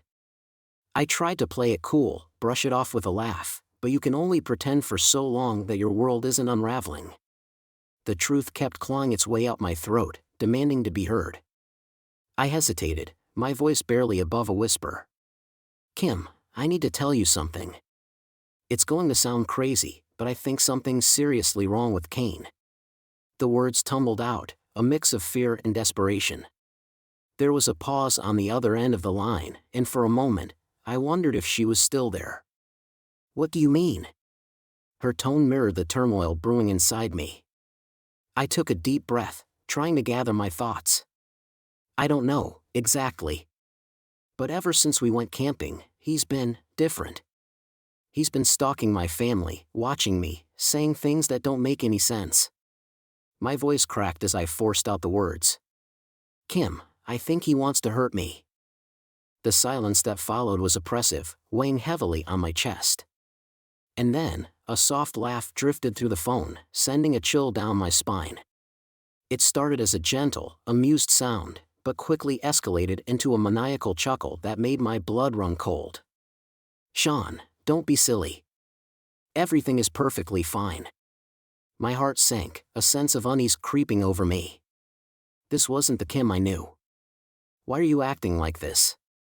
I demanded, trying to keep my voice steady. You're the one acting weird, Sean, she shot back, her tone dripping with malice. Not me. I felt a shiver run down my spine. This wasn't Kim. It couldn't be. Kim, this isn't you, I said, trying to reason with her. Did Kane do something to you? Sean, everything will click soon. I didn't hesitate. I hung up the phone, my mind racing with worst-case scenarios. Who could I trust now? If my own girlfriend was under some kind of mind control, how long would it take for whatever was terrorizing me to claim everyone I loved? I dove deeper into my research, desperate for answers. That's when I stumbled upon more legends of skinwalkers, witches in animal clothing, with the power to manipulate minds and take on human form. I was in over my head, but I had no choice. I had to stop this before it was too late. Every creak of the floorboards, every rustle of leaves outside, made me jump. I felt like I was being watched, always. The birds perched on the power line outside my window seemed to be staring at me, their beady eyes boring into my skin. Even my neighbor's dog, once a friendly companion, now seemed sinister, its gaze following me wherever I went. I didn't know how to escape this hell I was trapped in. I was losing my grip on reality, and there was no one to turn to. I tried calling Joshua multiple times, but he didn't answer. A creeping sense of dread whispered in my ear that maybe Kane had already struck, that maybe it had taken one of their faces, and maybe it was already too late. I tried calling Kane, but he didn't pick up either. The silence was deafening, and my mind was racing with even more worst-case scenarios. And then, a message from Diane's phone. Kane's mom. Hi Sean. My heart skipped a beat as I hesitated, unsure how to respond. Diane? What's up? Ha. Diane? I tried again. Ha. I knew then that my worst fears had come true. Kane. I typed, but the text said read below it, and no reply was sent. The silence was yet again oppressive, a heavy weight that crushed my chest again. I knew that Kane had taken his mom's face, that Kane and Diane were probably dead, with no chance of returning. I collapsed onto my bed, knees pressed to my chest, and my face buried in my hands. The tears flowed like a river, and I wept for what felt like hours. I was losing control of my life, and I knew it. The thought of being helpless, of being unable to save my friend, his family, or even myself, was suffocating. As I sat there, consumed by despair, I realized that these logs were my last hope. If anyone ever saw this, I wanted them to know the truth. Don't go camping. If you do, bring sage, a silver bullet, and some gall, because that's what it'll take to survive whatever is happening to me. I took a deep breath, wiped away my tears, and steeled myself for what was to come. I would do more research, try to find a way to stop this, no matter how slim the chances. And then, my phone rang. Joshua. He didn't say why, but he told me to come to the house immediately. My heart skipped a beat as I hesitated, unsure if I could trust him. But I knew I had to take the risk. I snuck into my mom's room and grabbed the gun she thought we didn't know about. I took a deep breath, feeling a sense of trepidation wash over me. What was waiting for me at Joshua's house? Was it a trap, or a chance to finally uncover the truth? I didn't know, but I was ready to face whatever was coming my way. I'm writing this as I'm on my way to Joshua's house, my heart racing with every passing mile. I have no idea what to expect, but I know it can't be good. I'll write more after whatever happens, but for now, I'm praying to whatever God is listening to keep me safe. I'll need it. Oh God, this is so much worse than I thought. I had just arrived at Joshua's house, and my mind is reeling. There are 5 cop cars parked outside, and I can feel a sense of dread creeping over me. I got out of my truck, and that's when Joshua came charging at me like a linebacker, tackling me to the ground. I felt my head hit the concrete, and a searing pain shot through my skull, like a migraine mixed with blunt force trauma. As I struggled to catch my breath, Joshua screamed at me, his face twisted in rage. "What the fuck happened to Kane? What do you know, you little shit?" Spit flew from his mouth, hitting me in the face, and I felt a wave of fear wash over me. The police officers rushed over, pulling Joshua off me, but not before he landed a few more blows. "Mr. Dunham, calm down," one of them shouted, but Joshua was beyond reason. "You know something you're not telling me. You see what he did to my Diane? What did you do to my son?" I couldn't focus on the pounding in my head, not with Joshua's anger and fear radiating towards me like a palpable force. He was right, of course. It was my fault. I didn't stop Kane from going into those woods, and I didn't tell anyone when he started acting strange. Now it's too late, and I'm left to face the consequences. As I looked up, I saw Diane, laid out on the living room floor. She looked peaceful, like she was finally at rest, but that illusion was shattered when I saw the hole in her chest. It was a ragged, brutal wound, with bits of flesh scattered everywhere. I felt a wave of nausea wash over me, and I vomited all over the side of the road. The cops picked me up, checking me for a concussion, but I couldn't take my eyes off Diane's body. This was a crime scene, a scene of horror, and I was right in the middle of it. The police asked me if I knew anything, but I hesitated, unsure of what to say. I wanted to tell them everything, but I knew I'd sound crazy. Maybe Kane had already gotten to them, too. They asked me if I wanted to press charges against Joshua, but I shook my head. No, that's really not necessary. He's just a hurt husband and father. As I walked up to the car where they'd put Joshua, a cop stuck her head out the window. "Might not be a great idea, champ. He's not well." But I had to try. I looked at Joshua, who seemed broken, confused, and scared. I could relate to that. "Look, Joshua, if I did know anything, I would tell you or the police," I said, trying to reassure him. But he just looked at me, his eyes filled with anger and suspicion. "You know why Kane hasn't been acting right." I hesitated, unsure of what to say, but then someone shouted from near the house, "Officer Gillis, get over here." The cop rushed out of the car, leaving me alone with Joshua. That's when I broke, telling him everything. "Look, after we went camping, Kane hasn't been right. I think whatever came back wasn't Kane. I'm so sorry, Joshua. I really didn't know this would happen." Joshua's face twisted in rage, and he spat at me. "Fuck you. I've lost my wife, and that's all you can give me? My son is some mythical creature? I knew I had to get out of there, fast. You're the only one I can trust, Joshua. I'm going to fix this. I promise." I started walking back towards my truck, but the cops stopped me, telling me I couldn't drive.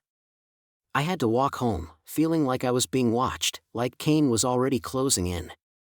I'm writing this as I'm sprinting back to my house, my heart racing with every step.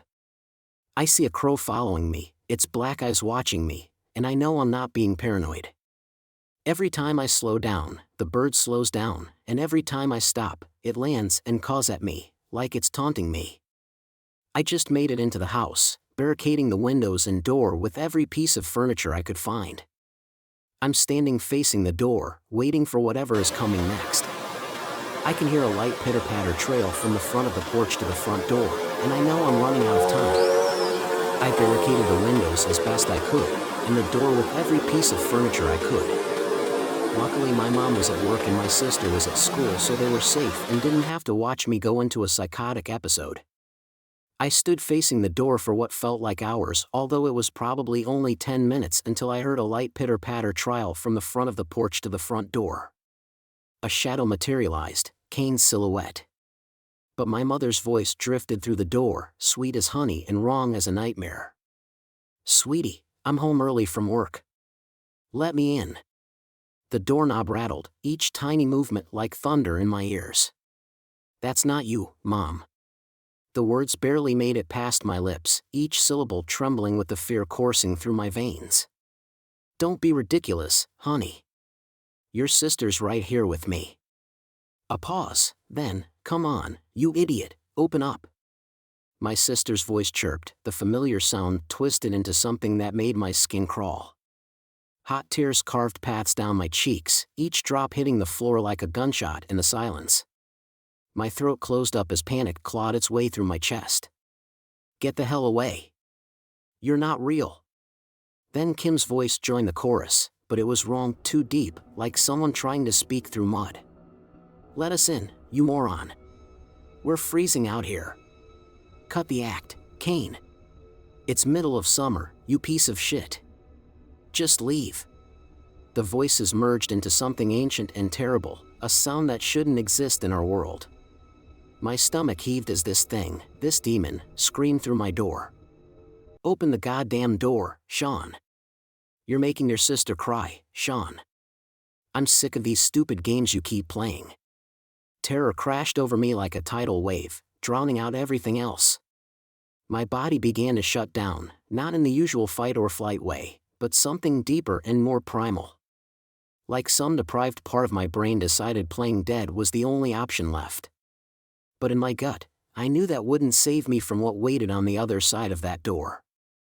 I pulled the gun out I had tucked in the back lining of my jeans. The figure was banging at the door to the point where it almost tore the hinges out of the wood, and the doorknob shook so violently the screws fell out until it dropped, leaving a hole in the middle of the door. I watched as Kane slowly bent down and peered his empty eye through the hole to look directly at me. That's when, without thinking about it for a second, I flicked the safety off the gun, held it up and shot at the door 4 times before lowering the gun. I heard the thud of his body outside the door. I sighed in relief as I went up to the window, pulling back the dresser that covered it and peeked outside to see Kane was nowhere to be found. I knew I hit him because I could see liquid all over the porch, but it wasn't blood, it was more like a disgusting black sludge with the viscosity of honey. That's when I saw a bird coming straight for the window. I tried to push the dresser in front of the window, but it was too late. Kane had already crashed through the window. I couldn't look away as Ken, or whatever had possessed Kane, began to change. The transformation was like watching every horror movie I'd ever seen, compressed into 30 seconds.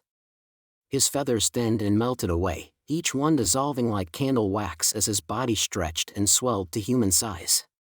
The worst part was the sound, the wet snap of wings twisting into arms, bones crackling like kindling in a fire as they forced themselves into new positions. When the teeth burst through his beak, they didn't just appear. They ripped through like nails through rubber, bringing waves of thick, black ooze that dripped between them. By the time it was over, and everything looked normal again, I'd forgotten how to breathe. We were standing there in the middle of my living room. This is when I had stupid trivial thoughts run through my head like, why did I never go back to check the campsite? Why did I not even try to reach out or find a Navajo healer? Did I care that little about my friend, or about my family? But there he was, the creature that stole my friend's face and used it to kill his own mother and terrorize my loved ones. Why? Why would you do this? I stammered. The being that had once been my friend Kane let out a low, menacing chuckle. The sound sent shivers down my spine, and I felt a cold sweat break out on my forehead. It wasn't even trying to mimic Kane's voice anymore. Instead, it spoke in a strained, raspy tone. Lived 100 years. 100 life forms. 100 places. I took a step back, my mind reeling. Okay. Why come here then? Nowhere else to go. What do you mean? The being's eyes seemed to bore into my soul. My people. They were coming. Hungry. I had nowhere to run until he showed up. I knew exactly what it was talking about. You mean on our camping trip? The being just stared at me, its empty eyes seeming to suck the life out of me. And then, in a voice that was perfectly, eerily Kane's, it said, "Goodbye, Sean." For a second, I thought it was really Kane, that somehow he had managed to break through the creature's control and was saying his final goodbye. What happened next is almost too horrific to describe. I'm not sure I can even type it out, but I have to try. I have to make sure that someone knows the truth. He began throwing out that black sludge everywhere. The first drop hit my floor like tar, viscous, and darker than midnight. Then my friend's body convulsed, and everything went to hell. His mouth stretched impossibly wide, a black waterfall of putrid sludge cascading out, bringing with it a stench that made me think of rotting corpses left in summer heat. The liquid spread across my hardwood floors like living oil, seeking corners, creeping under furniture. That's when I heard it. The wet crack of bones shifting beneath skin. His ribcage moved like something was pushing out from inside, each snap echoing through my living room like gunshots. The bones didn't just break, they exploded outward.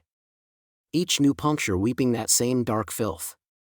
The thing that used to be my friend sat there, a human colander dripping corruption, while my living room transformed into a lake of that same corruption.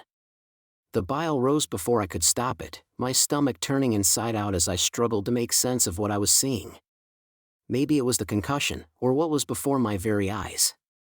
From the ragged holes in his chest, pale fingers emerged like pale worms after rain, but these weren't burrowing down, they were reaching out. They curled around the edges of his flesh, and then came the sound.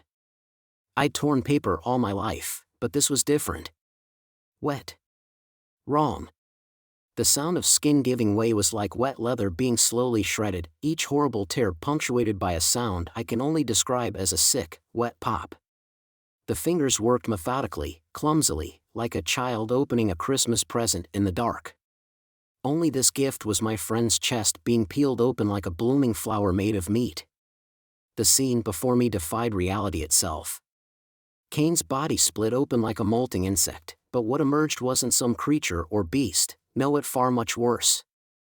A figure crawled out, leaving behind Kane's empty flesh like a discarded coat.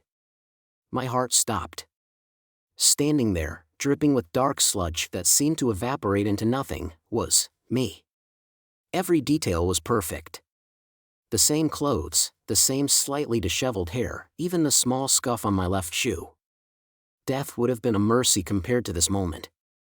I'd thought that since this entire thing began. But now, staring into my own eyes from across the room, I knew it with crushing certainty. Everything's going to be okay. He said calmly to me, in my voice, perfectly. There was no deviation or falter, this creature had perfectly become me, I didn't even know if I was myself anymore. I made a beeline for my room. Everything I own is pressed against my bedroom door. My dresser. My desk. Even my mattress. But I can hear the wood starting to splinter, and I know it's not enough. It was never going to be enough. Kane's words still echoed in my head, none of this made sense. I couldn't save Kane, I couldn't save his mom. I couldn't save his dad from his descent into madness. I failed them all. Mom, Shelley, I'm writing this for you. I love you. I'm sorry I couldn't stop this. God, I'm so sorry. And Kane? If you're still you, if that thing hasn't gotten to you yet, I need you to know something. That fight we had, when you said I was losing it. You were right. I just wish I'd been wrong. My hands are shaking as I type this, but you all need to know.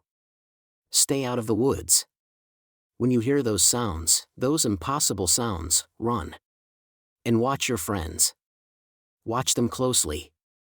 Because if they change, it happens fast. One moment they're themselves, and the next, well, it's something wearing their skin. The door frame is giving way. The hinges are tearing from the wall. I can hear it breathing on the other side. If you're reading this, if you ever meet someone calling himself Sean H. Leroy, that's not me. But by then, it's probably already too late for you. The door's splitting down the middle now. May God help us all. Because nothing else can. Jiva Studios. Why you should never spend Christmas alone. Denise had known for weeks that I had cheated on her. I think she'd already known when we were decorating the tree a few weeks before Christmas. We were both silent as we filled it with the usual stuff, and some ornaments she bought in a thrift store. Ugly as hell, but I didn't say it. Like everything remained unspoken in our relationship. When I came home 2 weeks later, her stuff was gone from our apartment. A sole text was the only confirmation I needed. "I know about everything, asshole. Hope you have the shittiest Christmas ever." And yeah, it was. I was broken. And it was also the only time in my life I spent Christmas alone. My parents were vacationing, my friends had other plans. On Christmas night, the remnants of my pizza in front of me, I was about to turn on my PlayStation. Then the doorbell rang. I had the faint hope it was Denise. That she would fall into my arms, forgive me for everything. Again, that knot of disbelief in my stomach. One mistake, one DM I'd forgotten to delete, and she was gone. I wanted to kick myself. All my hope faded when I opened the door and saw an unfamiliar man. He was wearing a gray suit, Dito hat, and had a sad expression on his face. Jehovah's Witness, I thought immediately, but I stayed polite and looked at him questioningly. It was Christmas, after all. "You have something that belongs to me," the man said gravely. "I want it back." I said. "What do you mean? Can I help you with something?" "I want it back," he repeated sharply. I changed my first observation about the Jehovah's Witness to confused man. "All right then," I said, already closing the door. "Merry Christmas." He didn't answer back. Returning to the living room, I could still see his unmoving silhouette behind the door. Note to self, I thought. Never open the door after 9. I peered out of the window of my living room, where I had a clear view on the front door. The man was already gone. 5 minutes later, I was immersed in the game I gifted myself for Christmas. But I started to feel uncomfortable as the evening advanced. In short, it felt like someone was watching me. Several times I thought I spotted movement by the window, but when I looked there was no one there. The feeling became so strong that I couldn't focus. I turned off my PlayStation and got up to pee, glimpsing out of the window. Although the street was empty, I could have sworn someone had just been standing there. An uneasy feeling in my stomach, I closed the curtains. I felt a bit of a baby as I turned on all the lights in the apartment, but it eased my mind a little. Until I was in the toilet and heard a loud knock on my living room door. Just as I thought I had imagined it, there was another couple of knocks, more determined now. Carefully, I crept to the door. One of the neighbors? This building had 5 other apartments, but I knew everyone left. It was Christmas, after all. Through the peephole I spotted no one, the hallway was covered in darkness. My neck hairs prickled. The automatic light should have turned on if someone entered. It stayed quiet for a long time. Just as I wanted to return to my couch, there were 3 more loud knocks. Someone wanted to get in. And I realized something else, the door wasn't even closed. "Who's there?" I asked with a shrill voice. No reply came, but the knocking persisted, not just from the hallway now. There was also pounding from the other side of the apartment, on the door that led to the garden. "What the fuck?" I whispered in fear. Some kids fucking around, it had to be. When the tapping on the windows started, I gathered all my courage and yanked open the living room door. The light flicked on and I peered out. No one. It was suddenly quiet in the other corners of the apartment too. With a trembling sigh, I locked up. It took an hour before I had convinced myself I'd imagined the entire thing. That I had been alone in this apartment for too long and should take a stroll. But I almost fell off my couch when my phone rang. Heart drumming in my throat, I stared at the screen and sighed. My mom. It was a pity call. She wanted to check in, since I was spending Christmas alone. I feigned indifference, said I could entertain myself perfectly. After 10 minutes of small talk, I threw my phone to the other side of the couch. To my frustration, tears welled up in my eyes. God damn it. My phone rang again. "What is it, Mom?" I asked, slightly irritated. There was only dead silence on the other end. I looked at the screen, unknown number. When I wanted to hang up, a cold voice spoke. "You have something that belongs to me." "Who the fuck are you?" I yelled in the phone. "And how did you get my number?" But the line had already died. I checked my missed calls, but the last one had been with my mother. Impossible. Mentally drained, I decided to go for bed early. Despite everything, I sunk into an uneasy sleep quickly. That lasted until midnight, when I awoke and realized I hadn't closed the curtains. My back was turned to the window, moonlight casting strange shadows on the wall. Although I wasn't wearing my glasses, I thought I recognized a figure with hat in one of the shapes. I had barely time to register it, when there was a tap on the window. My breath caught and I tried to turn around, but my muscles wouldn't comply. I tried to calm myself. Sleep paralysis, that's what this was. Your mind is awake, your body isn't. You're hallucinating. This is a dream, I told myself. But it was difficult to stay calm when I heard the unmistakable sound of my window sliding open. I tried to move again, without success. There was a shuffling sound, someone moving. In my mind, I pictured a man climbing through the window. He would enter my field of vision soon. Now I heard it, light footsteps on the carpet. From the corner of my eye, I spotted a dark shape passing my bed, but the intruder didn't halt.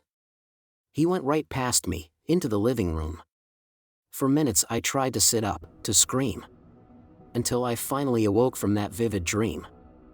Lurching upright and staring at the window. It was closed, just as my bedroom door. That calmed me down a little, although my heart was still racing. I knew it had been a nightmare, but I didn't trust it. Tiptoeing, I opened the bedroom door, as softly as I could. The living room was empty. I checked every corner, behind every piece of furniture, a broom as improvised weapon in my hands. But it was simply impossible someone had out here. I uttered a sigh of relief and wanted to return to bed. The footsteps came from the small aisle between my bedroom and the living room. The only place I hadn't checked. "You have something that belongs to me," a voice said. I screamed, and this time my body cooperated. In a few steps I reached the door of my apartment, unlocked it and ran through the hallway, out of the front door. There I was outside, shivering from the cold on bare feet and in pajamas. Luckily the police station was just around the corner, because my phone was still outside. The officer in charge listened to my story incredulously and called a colleague. We went back to my house together, where the front door was still ajar. They barged in, but no one waited there. Nothing indicated that there had ever been someone else than me in the apartment that night. Except for one thing, the Christmas tree was lying on its side. A curious detail, since the rest of the house looked so normal. The officers had decided pretty quickly they were dealing with an odd young man and left after a short while, offering some standard advice I barely registered. Sunken in thought, I picked up the Christmas tree. Nothing had felt out, surprisingly. Except for one of Denise's ornaments from the thrift store. A kind of medallion with a small photo. I had noticed it before, but never given it a closer look, figured it depicted some kind of Christmas scene. But now I saw it was a yellowish photo of a woman and child. With their somber faces and vintage clothing, they seemed to be straight from a gothic ghost story. I felt goosebumps. My phone vibrated on the coffee table. When I saw it was a text from Denise, I opened it eagerly. "Had a Merry Christmas," my ex wrote, accompanied by a Christmas tree emoji. I called her, but she didn't answer. It was the last thing I ever heard from her. It didn't matter how often I asked her what she meant by it, or how many voicemails I left. Although I felt like a complete idiot, I didn't want to take any risks. So I finally took that stroll to a nearby park. I threw the medallion in the pond as far as I could. Gazing around, I half expected to be regarded by a man with a hat. Or by Denise, wearing a mean grin on her face. But I only spotted a woman walking her dog. She gave me a strange look and obviously thought I had a screw loose. Back at home, I dumped the entire Christmas tree in the trash. Just to be sure. Did I really believe that Denise, it sounds absolutely insane, cursed me? Had taken revenge by sending someone? Or had I simply been hallucinating for the lack of sleep and all those days alone in that small apartment? The latter seems more probable. But then what about her text, and the complete radio silence after? Although I never saw the mysterious man again, I didn't stay in that house much longer. It felt tainted there, whether it was because of my broken relationship or something else. And one thing I know for sure now. I'm never spending Christmas alone again. Gronhachat. Where monsters whimper. The air in Glash's chamber wasn't just heavy, it was suffocating. The kind of weight that pressed into your lungs and clung to your skin like grease. Dim red lights pulsed overhead, turning the bloodstains on the floor into shifting pools of black. The cries from somewhere deeper in the complex weren't screams anymore. Screams had a sharpness to them. These were the broken noises of people who had nothing left to give. Natalie stepped through the door, her pristine white coat trailing along the filth. Her green eyes scanned the room, cataloging every grim detail. Hooks hung from chains, their edges dulled from use. A table in the corner was covered in blood-slicked tools. This wasn't a place for amateurs. This was where art happened. Natalie liked that. Her gaze settled on him. James was crouched in the far corner, rocking slightly, his hands and knees raw and scabbed. His hair hung in filthy strands over a face that was all hollow cheeks and sunken eyes. The collar around his neck gleamed in the red light, its tag catching the dim glow, "Doggy." He barked. A weak, hoarse sound, like the memory of a dog more than the real thing. Natalie's lips curled into a smile. He crawled toward her, his movements jerky and desperate.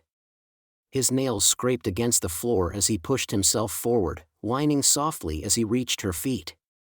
He pressed his forehead to her polished shoe, his whole body trembling. He began to clean the top of the flesh of her exposed right foot, the bit that poked out of her black ballet flat. A very good boy. He didn't have to be told anymore. "Oh, doggy," Natalie murmured, crouching down. Her voice had the same tone someone might use on a child showing off a crayon drawing, patronizing, syrupy sweet. She reached out, tilting his chin up with one gloved finger. His eyes flicked up to hers, wide and pleading. "Such a good boy," she said. "Aren't you?" He barked again, louder this time, his chest heaving with the effort. She stroked his filthy cheek like he was something precious. And maybe he was. "You've done wonders with him, Glasha," Natalie said, her voice practically humming. She rose to her full height. "I can hardly believe this is the same James." From the shadows, Glasha stepped forward. The woman didn't walk so much as glide, every movement languid, feline. Her black latex suit caught the light, gleaming like oil, hugging every curve with a predator's precision. Her eyes, dark and sharp, carried none of Natalie's faux innocence. Glasha didn't need to play pretend. She owned what she was. "He fought at first," Glasha said, her voice low, almost musical. "But everyone breaks. You just have to find the right spot to push." Doggy barked again, the sound wet and desperate. Glasha crouched beside him, ruffling his matted hair with one gloved hand. "Tell her what you did, doggy," she cooed, her tone sickly sweet. "Come on. Be a good boy." He whimpered, shaking his head like he didn't want to. Glasha laughed, a sound that sent a chill through the room. "He killed and ate one of the others last week," she said, looking up at Natalie with a grin. "Didn't you, doggy?" Natalie's smile widened, her eyes sparking with curiosity. She crouched again, her face inches from his. "Is that true, doggy? Did you eat your little friend?" Her tone wasn't accusatory, it was fascinated, almost proud. Doggy let out a noise that wasn't quite a bark or a cry. Natalie clapped her hands softly, her smile turning sharp. "Good boy," she said, her voice dripping with mock affection. "You've outdone yourself, Glasha." Glasha leaned back against the wall, crossing her arms. "He's yours if you want him," she said, shrugging. "I've done what I needed to do. He's broken, obedient, and empty. Exactly the kind of toy you like to play with." Natalie stood, her green eyes narrowing as she looked down at him. "Not yet," she said. "He's not done. There's still something left in there. I want it gone. Strip him down to nothing but instinct." Glash's grin widened. Consider it done. Natalie knelt one last time, placing a hand on Doggy's head. He leaned into her touch, whining softly. Be a good boy for Glasha, she murmured. Do everything she says, and maybe, just maybe, I'll come back for you. Doggy barked again, the sound cracked and raw. Natalie rose, her coat billowing slightly as she turned to leave. Her feet pressed against the floor, the sound punctuated by Glash's soft laughter. Behind her, Doggy whimpered, his broken voice echoing in the red haze. Natalie paused at the door, her lips twitching into a small, satisfied smile. Yes, she whispered to herself.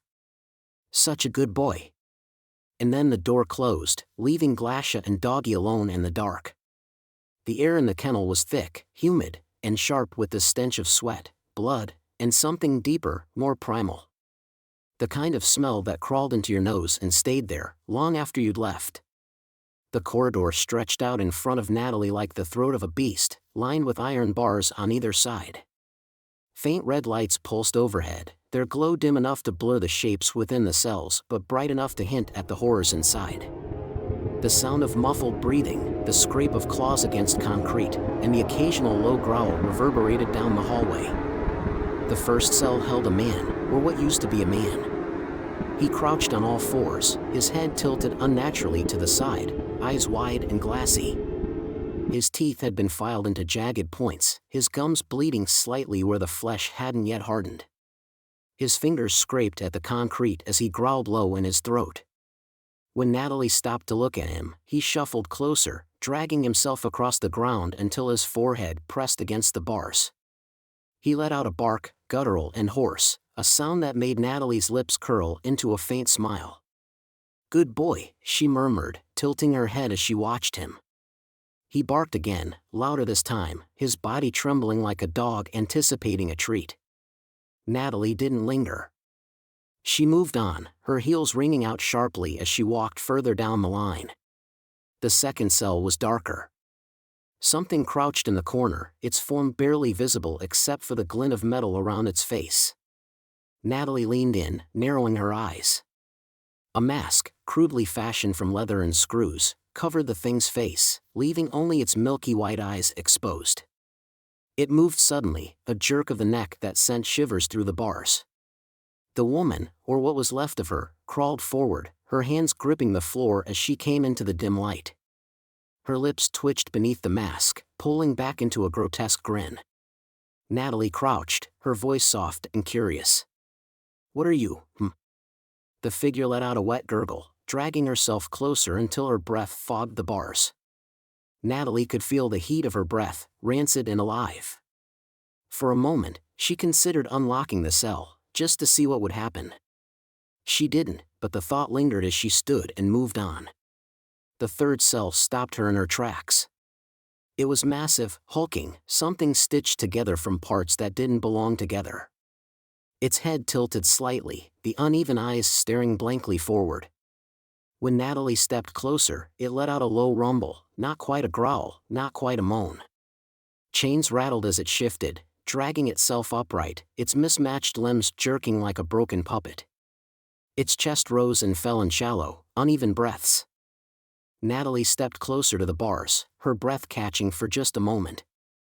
She bit her lip, her green eyes wide as she studied it. Beautiful, she whispered.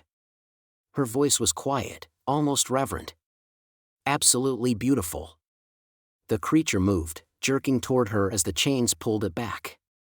Its mouth opened, a soundless roar that sent chills down Natalie's spine. She didn't flinch. Instead, her smile widened. I'll be back for you, she said softly. Soon. Further down, the cells grew darker, the occupants quieter. At the very end, in the final cell, something sat motionless. Small, hunched over, its head bowed so that its face was obscured by long, matted hair. The figure didn't move, didn't acknowledge her presence as she approached. Natalie tilted her head, waiting for it to react.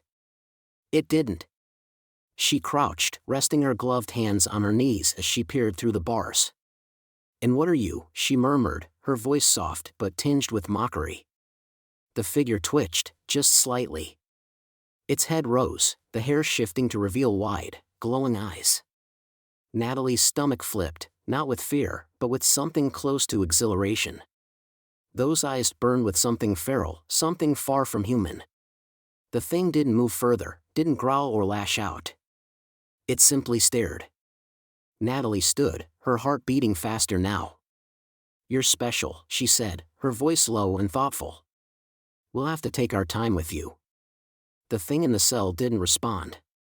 Its eyes followed her as she turned away, its breath shallow and steady as the sound of her footsteps faded. The corridor seemed quieter as she walked back toward the exit. The growls and whispers had faded, leaving only the echo of her steps. The kennel was alive, seething with Glash's creations, each more grotesque than the last. It was Sistine. It was a place of transformation. Natalie stopped at the heavy steel door, her hand resting on the cold metal. She turned back for one last look, her eyes sweeping over the cells, over the broken things that clawed at the bars or lay slumped in defeat. Her chest tightened, she could smell her excitement now, wafting up. "Yes," she whispered to herself, her voice barely audible. "Such good dogs." The door groaned shut behind her, sealing the kennel in its dark, suffocating silence. Revolutionary Koala 66. The Stranger Part 2. I've never been superstitious, and I, technically speaking, still had no reason to be. If you've read my last post, you could be thinking the same thing. There's nothing in there that I've described that could not have some sort of rational, mundane explanation. The odd handprints could possibly be from some harmless prankster. The cats could have gotten spooked because cats just get spooked by nothing sometimes. The gust of wind I felt could have just been a gust of wind on an otherwise calm night. Even the voices could have come from some asshole that missed their calling as a voice actor or ventriloquist. They could have heard my wife and I talk before and just figured out how to mimic us. I really wish I could believe all that. I really do. But Roxanne and I have an awful gut feeling that most, if not all, of the recent shenanigans and goings on are part of one real-life paranormal horror show. And the show must go on. After that night, we stopped seeing the handprints on our vehicles and windows. We started seeing them around the house instead. On countertops, the walls, the TV, the couch, the fridge even. We also started finding bare footprints. Our guest was feeling free to make themselves at home, it seems. And our cats, they all started behaving differently. Rorschach, our kitten, became increasingly skittish.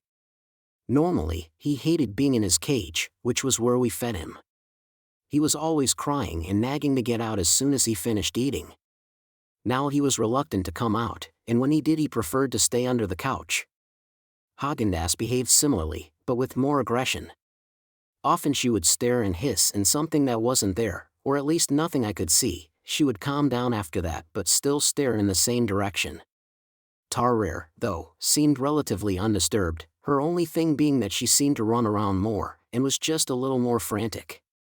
She was always the more, well, simple of our cats, happy as long as she got her meals on time.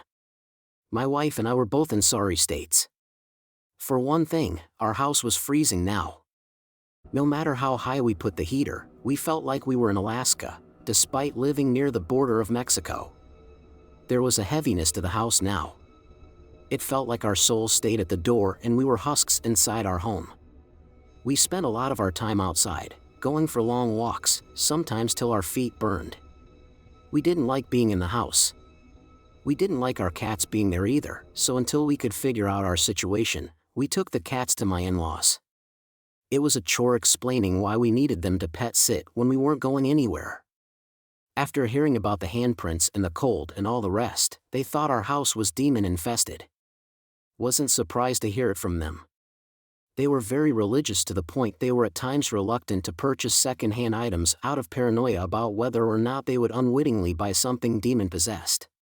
"By now the whole house must be infested," said Rosa, Roxanne's mother. "Only thing you can really do now is move out and let it have your house. You don't want it to have your souls." "It isn't that simple," Roxanne said. "We moved here because we can't afford to go anywhere else right now.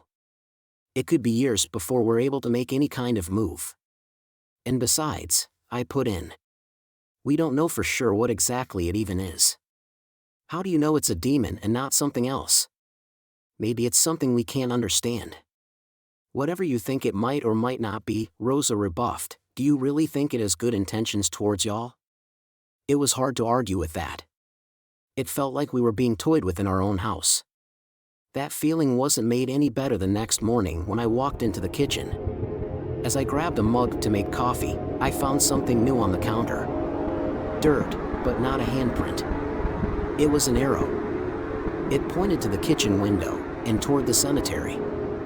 I heard a shatter.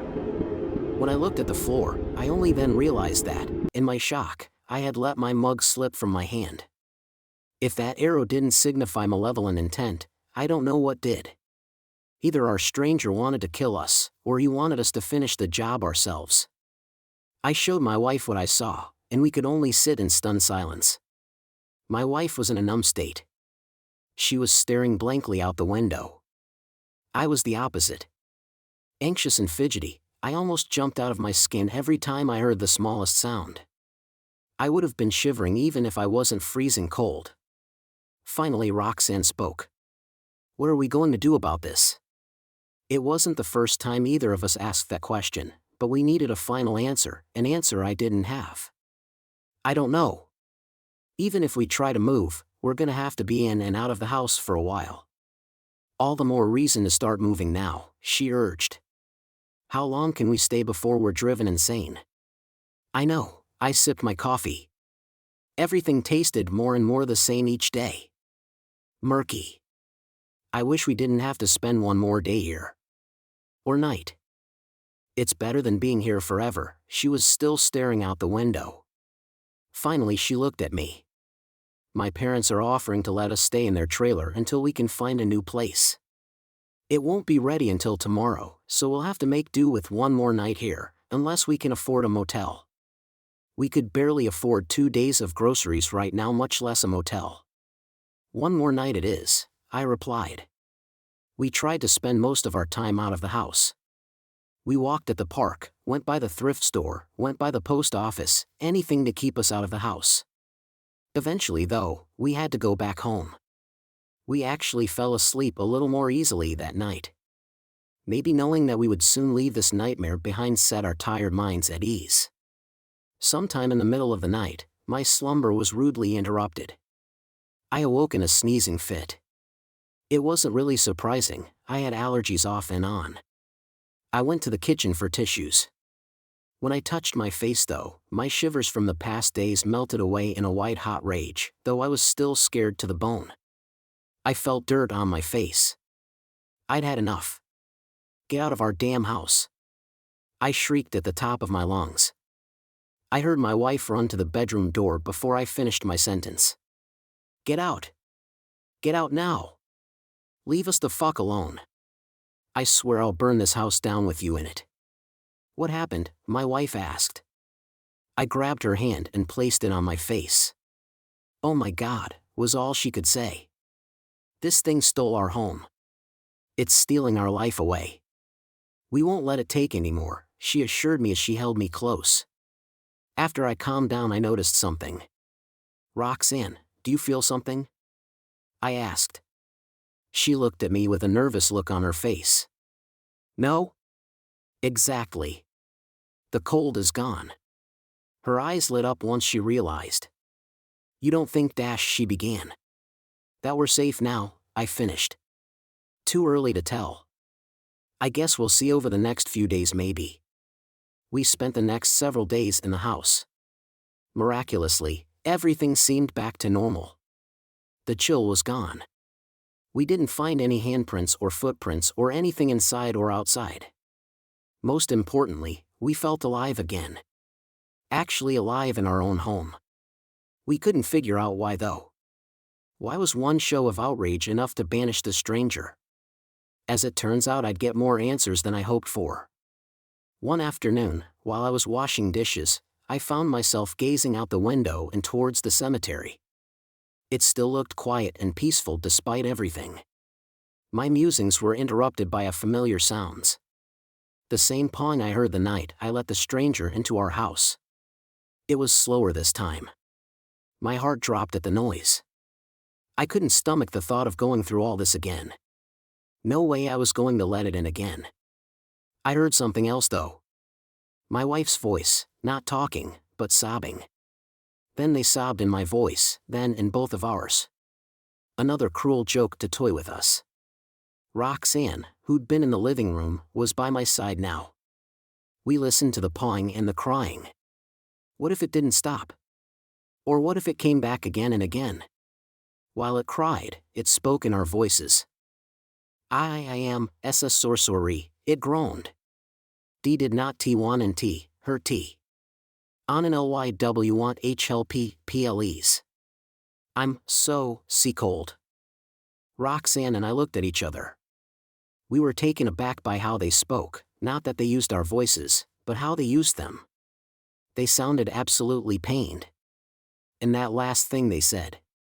Were they really living such a miserable existence?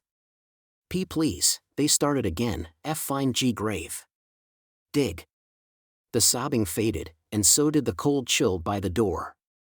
My wife and I talked throughout the rest of the day about our experience. We went back and forth over whether this was some kind of trick, or our stranger really did need help. Even if they were sincere, what could we do?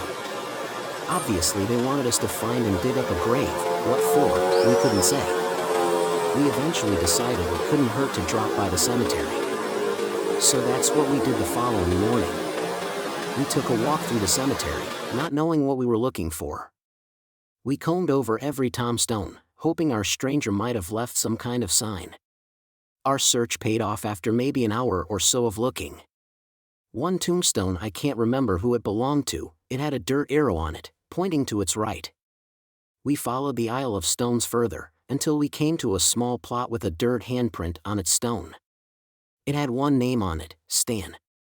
There was no year of birth, nor any statement about the person or his life. Their year of death was 1893. Roxanne and I felt the chill return for a brief, silent moment, then it was gone again. After another lengthy discussion that afternoon, my wife and I came to a decision. We were going to help this stranger, Stan. We didn't like the thought of defiling a grave. But if we didn't, Stan might never be done with us, and whoever he was, we didn't want anyone to be doomed to an eternal lonely cold. That night, we took a shovel and found Stan's grave. Roxanne held the flashlight while I started digging. It was a cold night, but not freezing. I guess Stan decided it best not to disturb us. It didn't take long until I hit an old and worn wooden coffin. After clearing away the dirt, I pried it open with the shovel. What we saw inside will haunt us more than anything else that happened prior. The body was so small. It couldn't have been more than 10 years old at the time of death. This stranger, this kid, had been wandering cold and alone for well over a century. Had he ever tried to ask anyone else for help? If he did, it hadn't worked until now. What did he need now? We dug up his grave. Was there more we had to do? We decided to look in his tattered pockets for anything to clue us in. To my surprise, I did find something. Roxanne shined a light on the small stub of paper I'd pulled out. It was a train ticket. This poor kid must have been wanting to go home, and never made it back in life. We weren't sure if this was what he wanted now, but we couldn't figure what else it could be. So we covered his grave, and booked it to the old dilapidated train station. It was currently being reconstructed, and passenger trains never stopped here. We didn't know what we expected to happen, but we stepped onto the platform with the ticket and waited. Before 10 minutes had passed, a mist set in and covered the ground. It rose to our knees, and in the dark, the platform and track were completely invisible to our eyes. Then we heard the blaring of a train horn. No, not a horn. It was the howl of a steam whistle, coming from our left. The sound of it rumbling along the tracks filled the air and grew louder with each passing second. That was when he finally approached. Stan's cold chill filled the air once more, but it was different now. The cold wasn't so oppressive now. It felt lighter, more endurable. I hoped it was for Stan too. We never saw the train. We didn't see it stop at the platform, though we heard it slow until its wheels screeched to a halt.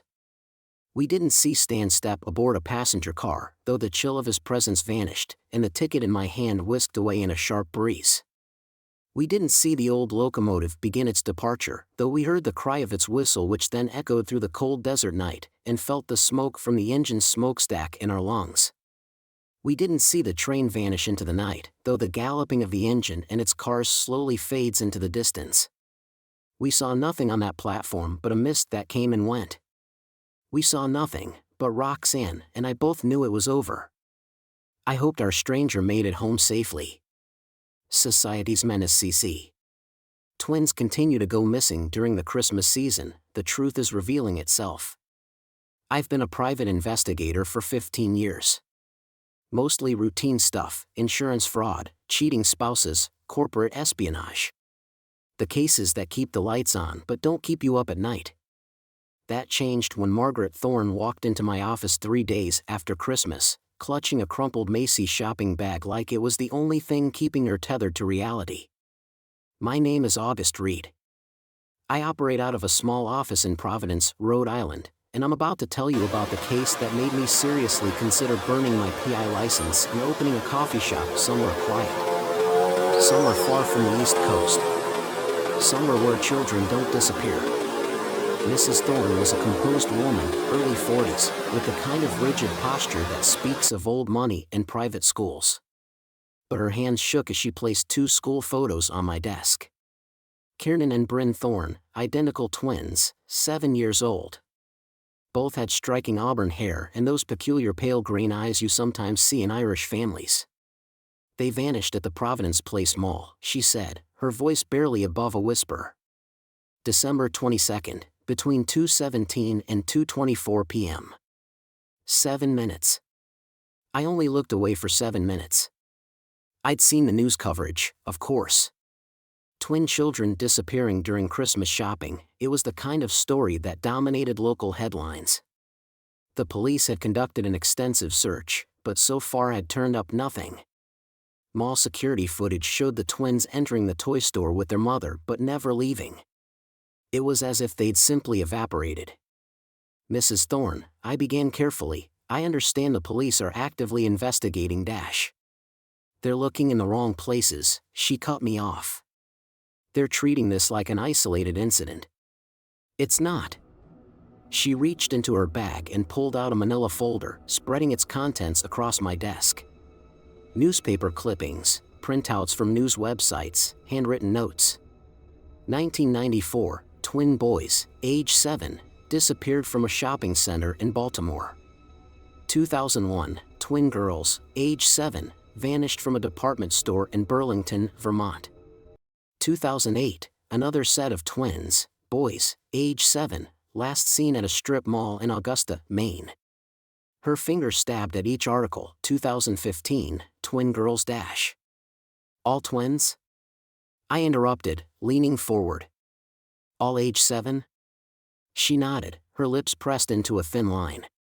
Always during the Christmas shopping season. Always in the northeastern United States. Always 7-year-old twins. The police say I'm seeing patterns where there aren't any. That I'm a grieving mother grasping at straws. I studied the articles more closely. The similarities were unsettling. Each case remained unsolved. No bodies ever found, no ransom demands, no credible leads. Just children vanishing into thin air while their parents' backs were turned. I took the case. That was 6 months ago. Since then, I've driven thousands of miles, interviewed dozens of families, and filled 3 notebooks with observations and theories. I've also started sleeping with my lights on, double-checking my locks, and jumping at shadows. Because what I've found, what I'm still finding, it's worse than anything you can imagine. The pattern goes back further than Mrs. Thorne knew. Much further. I've traced similar disappearances back to 1952, though the early cases are harder to verify. Always twins. Always 7 years old. Always during the Christmas shopping season. But that's just the surface pattern, the obvious one. There are other connections, subtle details that make my skin crawl when I think about them too long. In each case, security cameras malfunction at crucial moments. Not obviously, no sudden static or blank screens. The footage just becomes subtly corrupted, faces blurred just enough to be useless, timestamps skipping microseconds at critical moments. Every single time. Then there are the witnesses. In each case, at least one person recalls seeing the children leaving the store or mall with their parent. But the descriptions of this parent never match the actual parents, and yet they're also never quite consistent enough to build a reliable profile. Tall but not too tall. Average looking, I think. Wearing a dark coat, or maybe it was blue. It's like trying to describe someone you saw in a dream. But the detail that keeps me up at night? In every single case, in the weeks leading up to the disappearance, someone reported seeing the twins playing with matchboxes. Not matchbox cars, actual matchboxes. Empty ones. Different witnesses, different locations, but always the same detail, children sliding empty matchboxes back and forth between them like some kind of game. The Thorne twins were no exception. Their babysitter mentioned it to me in passing, something she'd noticed but hadn't thought important enough to tell the police. They'd sit for hours, she said, pushing these old matchboxes across the coffee table to each other. Never said a word while they did it. It was kind of creepy, actually. I threw the matchboxes away a few days before it happened. I've driven past the Providence Place Mall countless times since taking this case. Sometimes, late at night when the parking lot is almost empty, I park and watch the entrance where the Thorne twins were last seen. I've started noticing things. Small things. Like how the security cameras seem to turn slightly when no one's watching. Or how there's always at least one person walking through the lot who seems just a little too interested in the families going in and out. Last week, I followed one of these observers. They led me on a winding route through Providence's east side, always staying just far enough ahead that I couldn't get a clear look at them. Finally, they turned down a dead-end alley. When I reached the alley, they were gone. But there, in the middle of the pavement, was a single empty matchbox. I picked it up. Inside was a small piece of paper with an address in Portland, Maine. I've been sitting in my office for 3 days, staring at that matchbox, trying to decide what to do. The rational part of my brain says to turn everything over to the FBI. Let them connect the dots. Let them figure out why someone, or something, has been collecting 7-year-old twins for over 70 years. But I know I won't. Because yesterday I received an email from a woman in Hartford. Her 7-year-old twins have started playing with matchboxes. Christmas is 5 months away. I'm writing this down because I need someone to know what I've found, in case something happens. I'm heading to Portland tomorrow. The address leads to an abandoned department store, according to Google Maps. I've arranged for this document to be automatically sent to several news outlets if I don't check in within 48 hours. If you're reading this, it either means I'm dead, or I've found something so troubling that I've decided the world needs to know. Either way, if you have twins, or know someone who does, pay attention. Watch for the matchboxes. Don't let them play with matchboxes. And whatever you do, don't let them out of your sight during Christmas shopping. Update Day 1. I'm in Portland now, parked across the street from the abandoned department store. It's one of those grand old buildings from the early 1900s, all ornate stonework and huge display windows, now covered with plywood. Holbrook & Sons, according to the faded lettering above the entrance. Something about it seems familiar, though I know I've never been here before. The weird thing? When I looked up the building's history, I found that it closed in 1952, the same year the twin disappearances started. The final day of business? December 24th. I've been watching for 3 hours now. Twice, I've seen someone enter through a side door, different people each time, but they move the same way. Purposeful. Like they belong there. Like they're going to work. My phone keeps glitching. The screen flickers whenever I try to take photos of the building. The last 3 shots came out completely black, even though it's broad daylight. The one before that. I had to delete it. It showed something standing in one of the windows. Something tall and thin that couldn't possibly have been there because all the windows are boarded up. I found another matchbox on my hood when I came back from getting coffee. Inside was a key and another note, loading dock. Midnight. Bring proof. Proof of what? The sun is setting now.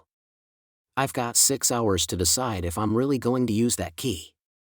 6 hours to decide if finding these children is worth risking becoming another disappearance statistic myself. 6 hours to wonder what kind of proof they're expecting me to bring. I keep thinking about something Mrs. Thorne said during one of our later conversations. She'd been looking through old family photos and noticed something odd. In pictures from the months before the twins disappeared, there were subtle changes in their appearance. Their eyes looked different, darker somehow, more hollow. And in the last photo, taken just 2 days before they vanished, they weren't looking at the camera. Both were staring at something off to the side, something outside the frame. In their expressions. Mrs. Thorne couldn't finish describing those expressions. She just closed the photo album and asked me to leave. I found the photo later, buried in the police evidence files. I wish I hadn't. I've seen a lot of frightened children in my line of work, but I've never seen children look afraid like that. It wasn't fear of something immediate, like a threat or a monster. It was the kind of fear that comes from knowing something. Something terrible. Something they couldn't tell anyone. The same expression I've now found in photographs of other twins, taken days before they disappeared. Always the same hollow eyes. Always looking at something outside the frame. I've got the key in my hand now. It's old, made of brass, heavy. The kind of key that opens serious locks. The kind of key that opens doors you maybe shouldn't open. But those children, 36 sets of twins over 70 years. 72 children who never got to grow up. 72 families destroyed by Christmas shopping trips that ended in empty car seats and unopened presents. The sun's almost gone now. The streetlights are coming on, but they seem dimmer than they should be. Or maybe that's just my imagination. Maybe everything about this case has been my imagination. Maybe I'll use that key at midnight and find nothing but an empty building full of dust and old memories. But I don't think so. Because I just looked at the last photo I managed to take before my phone started glitching. It's mostly black, but there's something in the darkness. A face. No, 2 faces. Pressed against one of those boarded up windows. They have pale green eyes. Update Day 1, 11:45 p.m. I'm sitting in my car near the loading dock. Every instinct I have is screaming at me to drive away. Fast. But I can't. Not when I'm this close. Something's happening at the building. Cars have been arriving for the past hour, expensive ones with tinted windows. They park in different locations around the block, never too close to each other. People get out, men and women in dark clothes, and disappear into various entrances. Like they're arriving for some kind of event. The loading dock is around the back, accessed through an alley. No streetlights back there. Just darkness and the distant sound of the ocean. I've got my flashlight, my gun, for all the good it would do, and the key. And questions. So many questions. Why here? Why twins? Why age 7?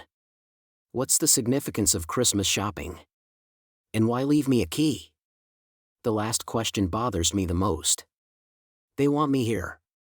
This isn't a break in the case, it's an invitation. But why? 11:55 p.m. now. Almost time. I'm going to leave my phone in the car, hidden, recording everything. If something happens to me, maybe it'll help explain. Wait. There's someone standing at the end of the alley. Just standing there.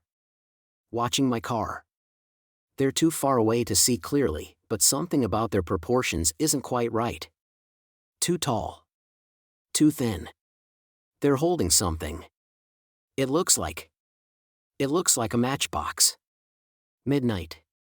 Time to go. There was no key. No meeting. I couldn't bring myself to approach that loading dock. Because at 11:57 p.m., I saw something that made me realize I was never meant to enter that building. Not yet. Maybe not ever. The figure at the end of the alley, the tall, thin one, started walking toward my car. Not the normal kind of walking. Each step was too long, too fluid, like someone had filmed a person walking and removed every other frame. As it got closer, I realized what had bothered me about its proportions. Its arms hung down past its knees. Way past its knees. I sat there, paralyzed, as it approached my driver's side window. The streetlight behind it made it impossible to see its face, but I could smell something. Sweet, but wrong. Like fruit that's just started to rot. It pressed something against my window. A matchbox. Inside the matchbox was a Polaroid photograph. I didn't call the police. I couldn't. Because the photo was of me, asleep in my bed, taken last night. In the background, standing in my bedroom doorway, were Kiernan and Bryn Thorne. I drove. I don't remember deciding to drive, but I drove all night, taking random turns, going nowhere. Just trying to get away from that thing with the long arms, from that photograph, from the implications of what it meant. The sun's coming up now. I'm parked at a rest stop somewhere in Massachusetts. I've been going through my notes, looking for something I missed. Some detail that might explain what's really happening. I found something. Remember those witness accounts I mentioned? The ones about seeing the twins leave with their parent? I've been mapping them. Every single sighting, every location where someone reported seeing missing twins with an unidentifiable adult. They form a pattern. Plot them on a map and they make a shape. A perfect spiral, starting in Providence and growing outward across New England. Each incident exactly 27.3 miles from the last. And if you follow the spiral inward, past Providence, to where it would logically begin, that department store in Portland. But here's what's really keeping me awake: if you follow the spiral outward, predicting where the next incident should be. Hartford. Where those twins just started playing with matchboxes. I need to make some calls. The families of the missing twins, not just the recent ones, but all of them. Every single case going back to 1952. Because I have a horrible suspicion. Update Day 2, 5:22 p.m. I've spent all day on the phone. What I found. I don't want it to be true. Every family. Every single family of missing twins. 3 months after their children disappeared, they received a matchbox in the mail. No return address. No note. Just an empty matchbox. Except they weren't empty. If you hold them up to the light just right, if you shake them in just the right way, you can hear something inside. Something that sounds like children whispering. Mrs. Thorne should receive her matchbox in exactly 1 week. I called her. Warned her not to open it when it arrives. She asked me why. I couldn't tell her what the other parents told me. About what happened when they opened their matchboxes. About the dreams that started afterward. Dreams of their children playing in an endless department store, always just around the corner, always just out of sight. Dreams of long-armed figures arranging and rearranging toys on shelves that stretch up into darkness. Dreams of their children trying to tell them something important. Something about the matchboxes. Something about why they had to play with them. Something about what's coming to Hartford. I think I finally understand why twins. Why 7-year-olds. Why Christmas shopping. It's about innocence. About pairs. About symmetry. And about breaking all three. I've booked a hotel room in Hartford. I need to find those twins before they disappear. Before they become part of this pattern that's been spiraling outward for 70 years. But first, I need to stop at my apartment. Get some clean clothes. Get my good camera. Get my case files. I know that thing with the long arms might be waiting for me. I know the Thorne twins might be standing in my doorway again. I'm going anyway. Because I just realized something else about that spiral pattern. About the distance between incidents. 27.3 miles.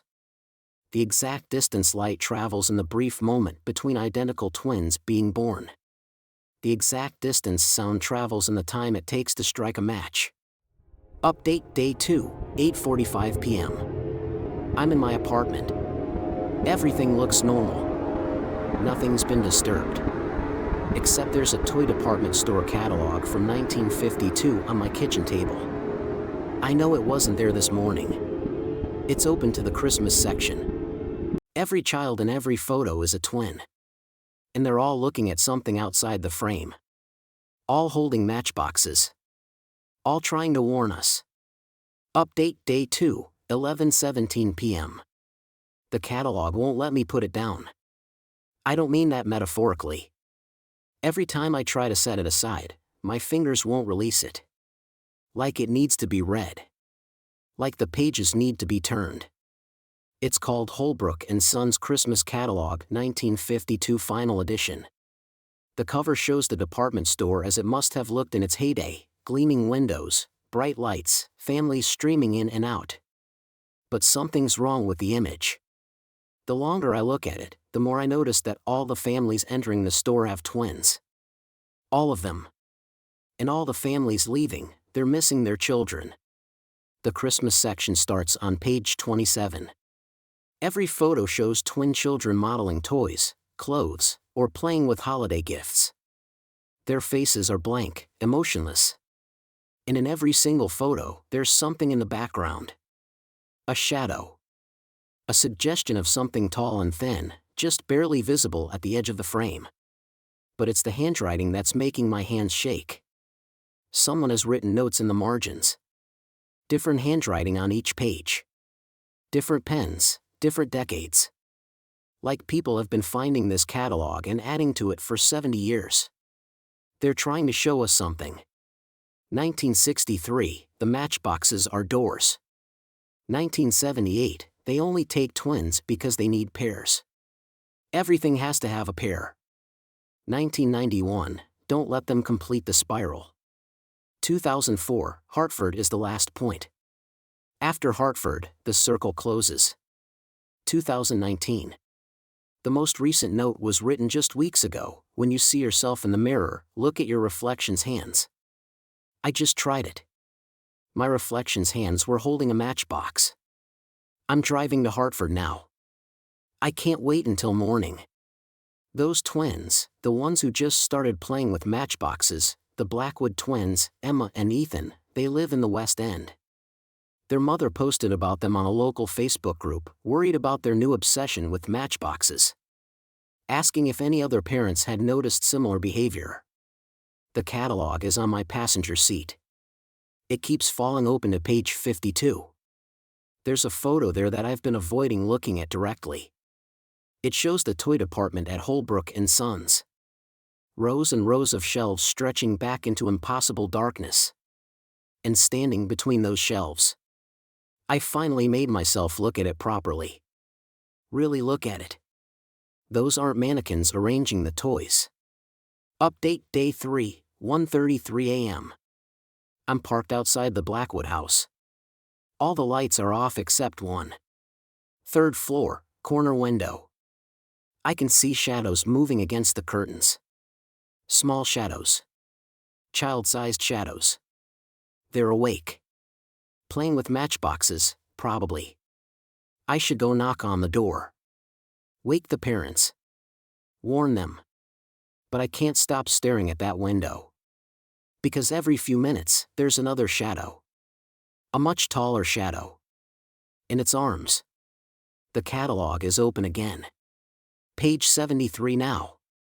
It's an order form for something called a Twins Special Holiday Package. The description is blank except for one line. Every pair needs a keeper. The handwritten notes on this page are different. They're all the same message, written over and over in different hands. Don't let them take the children to the mirror department. Don't let them take the children to the mirror department. Don't let them take the children to the mirror department. The last one is written in fresh ink. Still wet. My phone just buzzed. A text from an unknown number. Check the catalog index for Mirror Department Special Services. I know I shouldn't. I'm going to anyway. Update Day 3, 1:47 a.m. The index led me to page 127. The Mirror Department. The photos on this page, they're not from 1952. They can't be. Because one of them shows the Thorne twins standing in front of a massive mirror in what looks like an old department store. But their reflection shows them at different ages. Dozens of versions of them, stretching back into the mirror's depth. All holding matchboxes. All 7 years old. And behind each version, getting closer and closer to the foreground, one of those long-armed figures. There's movement in the Blackwood house. Adult shapes passing by lit windows. The parents are awake. But the children's shadows in the third-floor window aren't moving anymore. They're just standing there. Both holding something up to the window.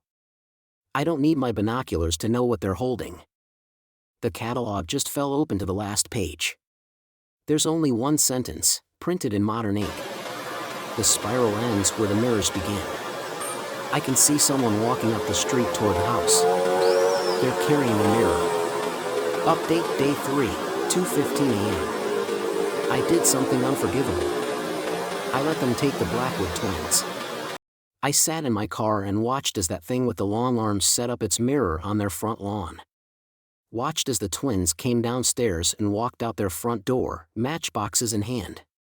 Watched as their parents slept through it all, unaware their children were walking into something ancient and hungry. But I had to. Because I finally remembered what happened to my brother. What really happened that day at the mall.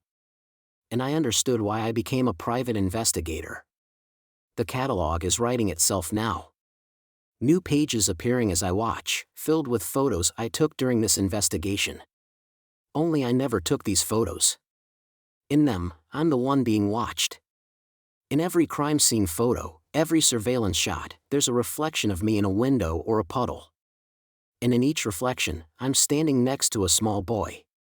My twin brother. Still 7 years old. Still holding his matchbox. Update Day 3, 3:33 a.m. I'm parked outside Holbrook and Sons again. The Blackwood twins are in there. I can feel them. Just like I can feel all the others. They're waiting. The truth was in front of me the whole time. In every reflection, every window, every mirror I've passed in the 15 years I've been investigating missing children. We all have reflections. But reflections aren't supposed to remember. They're not supposed to want. In 1952, something changed in the Mirror Department at Holbrook and Sons. Something went wrong with the symmetry of things. Reflections began to hunger. They needed pairs to be complete. Perfect pairs. Twins. But only at age 7. Only when the original and the reflection are still similar enough to switch places. The long-arm things? They're not kidnappers.